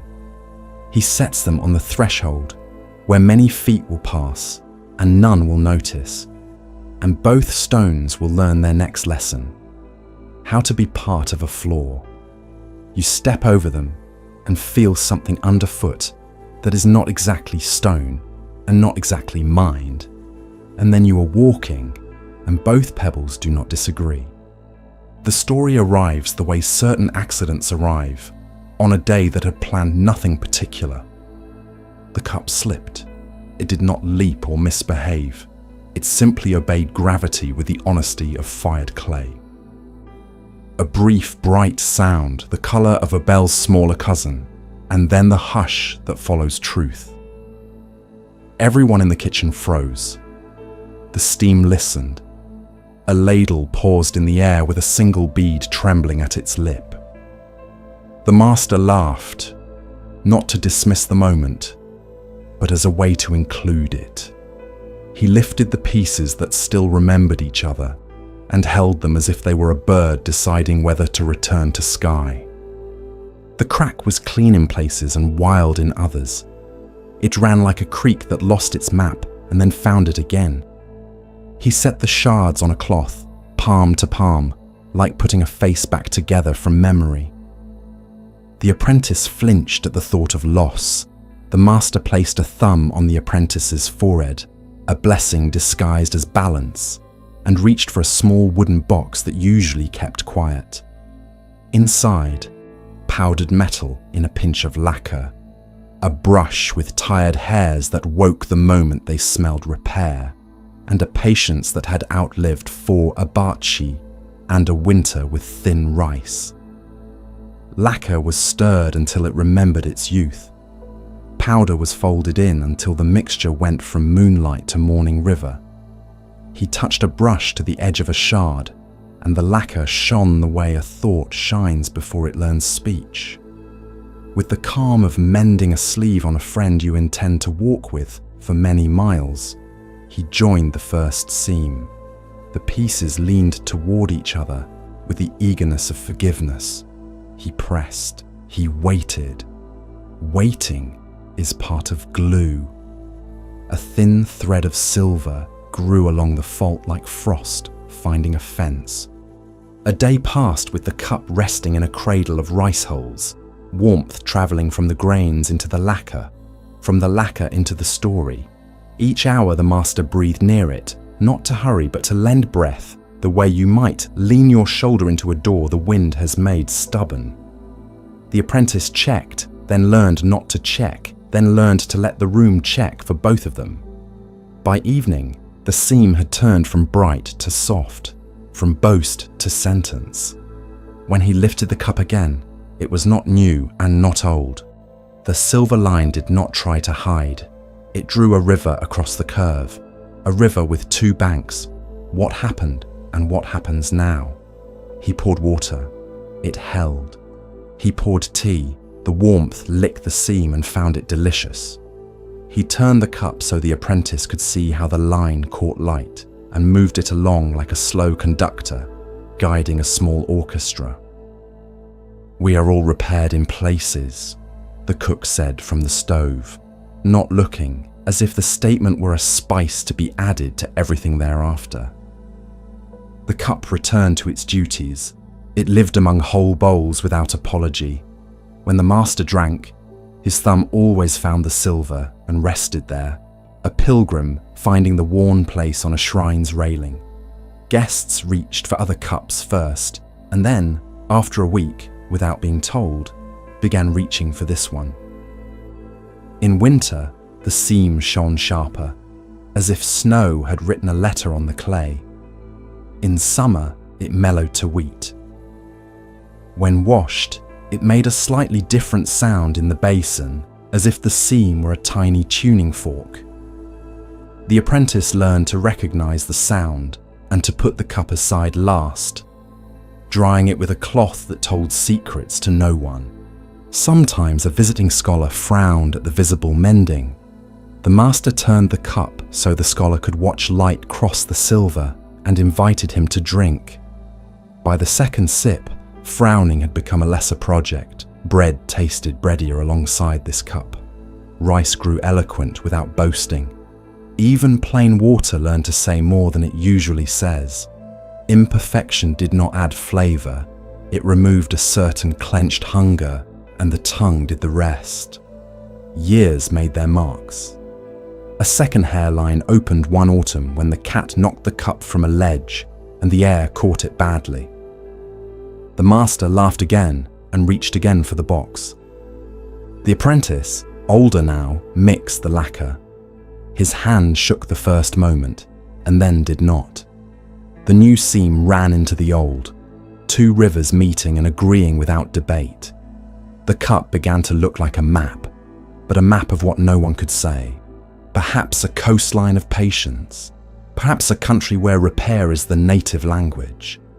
A traveller who had broken his heart in a city far from this temple drank from the cup and put it down and picked it up and put it down as if checking whether the warmth would stay with him.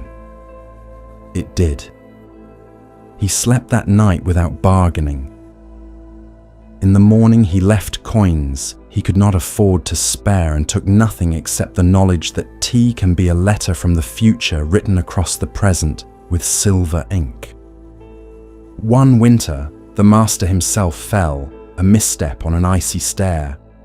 A crack opened along his ribs, invisible to eyes but audible to those who listened the way the cat listens when rain informs the roof. He stayed in bed and taught from there, seams in his voice that made it more drinkable, not less. The cup sat on the sill. Sunlight found it and set the silver singing in a register, only ribs and cats hear. When he rose again in spring, the cup came back to his hand as if nothing had happened, and as if everything had happened. On the day the master finally stopped needing breath, the cup was set beside a bowl of incense. The seam held the light as if light were liquid, and the cup were tired of being empty. The apprentice, who had been learning to live with two kinds of silence, washed the cup by the stream, not because it was dirty, but because water knows how to hear what hands cannot say. He lifted it, and the seam flashed once, a fish turning under clear surface, and then went about its work of being a line that connects two shores. The cup returned to the shelf. Work resumed as it always does, with the steady mercy of ordinary tasks. The cup remained among them, shining whenever the room forgot itself, repeating without words that broken is an ancestor of whole. That whole is what learns to include. The gate looks simple enough in daylight. Two uprights, a crossbeam smoothed by fingers and weather, hinges that have learned the art of being quiet. On the outside, it faces a lane where villagers pass with mourning on their shoulders. On the inside, it frames a courtyard that has been practicing stillness for so long it has become a form of music. Someone carved a small character into the lintel when the wood was new. Moss has been translating it ever since. No Locke has lived here. No Locke remembers wanting to. At night, the gate becomes a question mark written in cedar. You approach with lamplight at your back. The boards underfoot remember earlier feet and do not forget yours. The latch is a loop of rope and habit. You reach for it and feel the day want to step forward with you, dragging errands and sentences. The loop interrupts the tug, the way a friend's hand on your sleeve interrupts haste. It does not say stop, it says look. You look, and the grain of the wood looks back like a river frozen mid-laugh. The old teaching is whispered here without voices. This gate opens inward. Not just the wood, not just the frame, not just the courtyard. The part of the world that matters turns on hinges that do not live in the posts. You press your palm to the board. It gives, and your shoulder gives, and your ribs give, and the door swings, and a space opens in two places at once. Here between lane and courtyard, and here between forehead and spine. The night changes shape quietly to fit both. Inside the threshold, a shallow groove is worn into the sill where sandals, seasons, and decisions have passed. You step over it and the air forgets its wind and becomes something with corners. Lanterns do their careful work. The bell refuses to comment. Behind you, the lane continues, and you can still hear its grammar. A cartwheel speaking in sibilance, the far-off dog offering a footnote, rain rehearsing on the thatch of a neighbour's roof. In front of you, the courtyard offers a different syntax. Pine whisper, water syllable, mouse comma. You stand where they overlap. The gate stands with you, half open, undecided like a generous thought. When morning comes, the gate surprises you again by moving the other way. A novice sweeps the sill and pushes the gate outward into the day, not to invite the world in, but to let the night go. The hinges, oiled with sesame and patience, accept both directions as kin. Villagers pass and see the opened wings and bow to nobody in particular. Children run under the beam and play a game of not touching the sides, which is a game of learning the size of one's own attention. A cat leaps to the lintel, finds the exact center, and becomes the character that Moss has been trying to remember. Some afternoons, the wind wants to be gatekeeper. It swings the panels toward closing, and they pause just before the skin of wood can kiss the post. A sliver of day remains between them. A letter opener of light held by an invisible hand. You place your fingers there and feel the pressure of the world asking whether it may continue to be world. The answer is not in words. The answer is a step inward that is also a step forward, that is also a step exactly where you are. The panels touch, and their meeting is a small wooden amen. There is work here that only the gate understands. In winter, snow gathers along the bottom rail, and you brush it away with the tenderness you would give to eyebrows on an old friend. In spring, pollen gilds the top beam, and your hand returns golden, as if you have been blessed by a disguised priest. In summer, the wood exhales resin and warms your palm into confession. In autumn, the hinges speak in leaves, a low crackle of hello, and we will see you soon. These are chores that are not chores. These are rituals that never learned the word ritual. One evening, a stranger arrives, carrying all the weather of his distance. He stands on the lane side, staring at the grain as if it might be a map. You open the gate, and he does not move. You step back into the courtyard, and he does not step forward.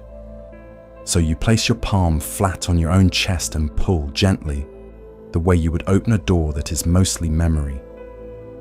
He understands. He breathes once, a long inhale that picks up the smell of cedar, tea, rain about to start, and the particular wool of this evening's silence. he exhales and walks in. The gate has not grown larger, but the room of the world has. When it is time to carry a body out, one of the old ones whose laugh once lived in the garden and will live there again in a different grammar, the gate opens wide without complaint. It becomes tall enough for sorrow to pass through without bowing its head. The beam remembers small fingers and old hands and the vocabulary of grief. Outside, the lane is ordinary on purpose. The threshold accepts both quiet and footsteps, and the sound the sandals make is the sound of someone being escorted by all the doors they have ever opened in themselves. On a morning when you forgot and hurried, you pushed from the wrong side and the gate nudged you back with a stubborn kindness. You apologized aloud to wood and air and whoever first hung this frame in the world. You put your palm to your chest again and tried the other hinges. They held. The day rearranged its shoulders accordingly. From then on, whenever your thoughts began to crowd the sill, you remembered this architecture. Movement that begins by making space where space is needed most. At dusk, the gate becomes sky in a different angle. Bats write short brush strokes through the rectangle. A moth finds the seam where inside and outside share a single darkness. You stand there after sweeping, cloth in hand, and lean your forehead against the post. The smell of cedar and sun and 100 afternoons pours into your sinuses and down your throat and into the unruly room beneath your ribs. The gate is not a teacher and is not a teacher. It keeps standing and you keep learning to open into the place you are already in. Before dawn, the courtyard is a held breath. The air is the exact temperature of listening. In the east, a paler darkness admits it is thinking about light. Somewhere, a rooster tries a note and is surprised to discover it still fits his throat. The gong rope hangs like a slow waterfall, hemp softened by hands. The striker waits in its sling, wood wrapped in cloth, an object that has rehearsed restraint for years so that 2 seconds from now it can be brave without violence. The bell is a planet resolved to be generous. A novice stands before it, feet steady on the boards, the morning's first yawn trapped behind his teeth and transmuted into focus. He bows to what is about to happen, not as if asking permission, but as if noticing that permission is not necessary. He inhales, and the air enters him and remembers pine and stone and the sleep of rafters. On the exhale, he draws the striker back, and in the pause that holds both end and beginning, the courtyard grows a fraction larger to make room for the sound approaching. Contact is not loud. The first syllable is a low sunset rolled backward through time. The tone swells like water rising in a basin that has never known overflow. It moves out and up and down and in, not choosing a direction because choosing would be too small. It touches the ribs and unlocks a window behind the sternum that you forgot was shut. It travels along veranda and broom and sandal strap and rice grain and spiderweb and makes each of them audible to themselves. Birds wake not because the bell orders them, but because a name has been spoken that includes them. Overtones begin to climb, bright threads braided into the deeper rope, a ladder the ear can walk without moving. Light finds the bell's shoulder and stirs the metal into a second speech you can see. The sound leans into the pine, and the pine answers with a combing whisper, a duet between bronze and needle, mountain and weather. In the kitchen, a kettle on last night's ember lifts its note to meet the bell halfway, like two cousins recognizing each other in a market. The first ring goes on longer than thought would allow. It thins and persists, a snowmelt stream finding passage through stone. When it fades into the kind of silence that is no longer after sound but before day, the novice breathes again and draws the striker once more. The second strike is not the twin of the first, it is the same family, a different mood. Two notes become one morning. A third, softer, is a bow to the road heading out of the gate. None of them say, "Wake up," each says, "Here." As the sound fades, the world begins its ordinary miracles. Steam rises from the well like a kind ghost. The cook ties her hair with the same knot that later will fasten the rice bag. The cat, who slept on its own philosophy all night, stretches into a sentence that has both subject and verb. Footsteps find their honest weight. A door slides. The groove it runs in releases a tiny song of cedar on cedar and is satisfied. The novice hangs the striker in its sling, palm resting for a heartbeat on the cloth-wrapped wood. Gratitude exchanged without currency. Sky has become less idea and more colour. The blue that is not yet blue lies over the rooftops, like a promise written and sealed, but not delivered.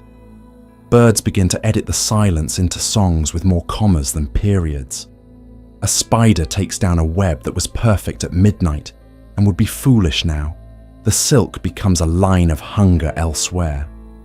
The bell cools back to being bell, storing its warmth for the next request. You walk the veranda and the boards greet your feet with the friendliness of names remembered. Breath fits better this hour. The ribs know the page they are reading. In the hall, cushions rest where they chose to wait through the night, ready to be sat on by bones that have learned a little mercy. Tea leaves loosen in their tin at a whisper that only steam understands. On a windowsill, two pebbles gather sunlight as if they have been hired to keep it safe for later. When the sun clears the pines, it does not explode. It enters the courtyard as if invited yesterday. Shadows draw themselves sharply, then soften at the edges, the way rules soften when their purpose has been served. The repaired cup on the shelf catches a small triangle of light, and the silver seam brightens to a ribbon that points nowhere and accompanies everything. The gate stands open, both outward and inward. A villager steps in with fresh greens, and the greens smell like a low bell. There is work, sweeping, cutting, carrying, mending, learning, forgetting, remembering. There is rice to wash and water to carry and brush to set to stone. The gong has said everything it can say about how to do these tasks and how not to make them larger than they are. The sky above the courtyard is emptier than a conclusion and more satisfying. In that sky, the bell's last inaudible thread remains, tying this morning to the first morning when someone struck a hollow thing and discovered that emptiness is the best musician. By mid-morning, the sound has dissolved into its uses. People speak and do not scrape the air. A dog barks once and means it. A child laughs and does not ask permission from the quiet. The bell waits without waiting. The novice coiling the rope hums without noticing, and his tune fits between movements like breath fits between steps. A breeze brings the distant river and a rumour of bread from the village oven. The day moves, unhurried, exact. If you stop under the bell's eave and look up, the coiled rope makes a spiral that seems designed to draw the eye inward and outward at once. Dust caught in the rafters remembers last winter's smoke and will remember this summer's moths. A feather left by a bird practicing flight spins once in air that is not moving. In the open space above the bell, there is a square of sky with nothing in it for a long, forgiving moment. And into that square, everything you are not carrying has room to arrive. Sit down and be offered tea.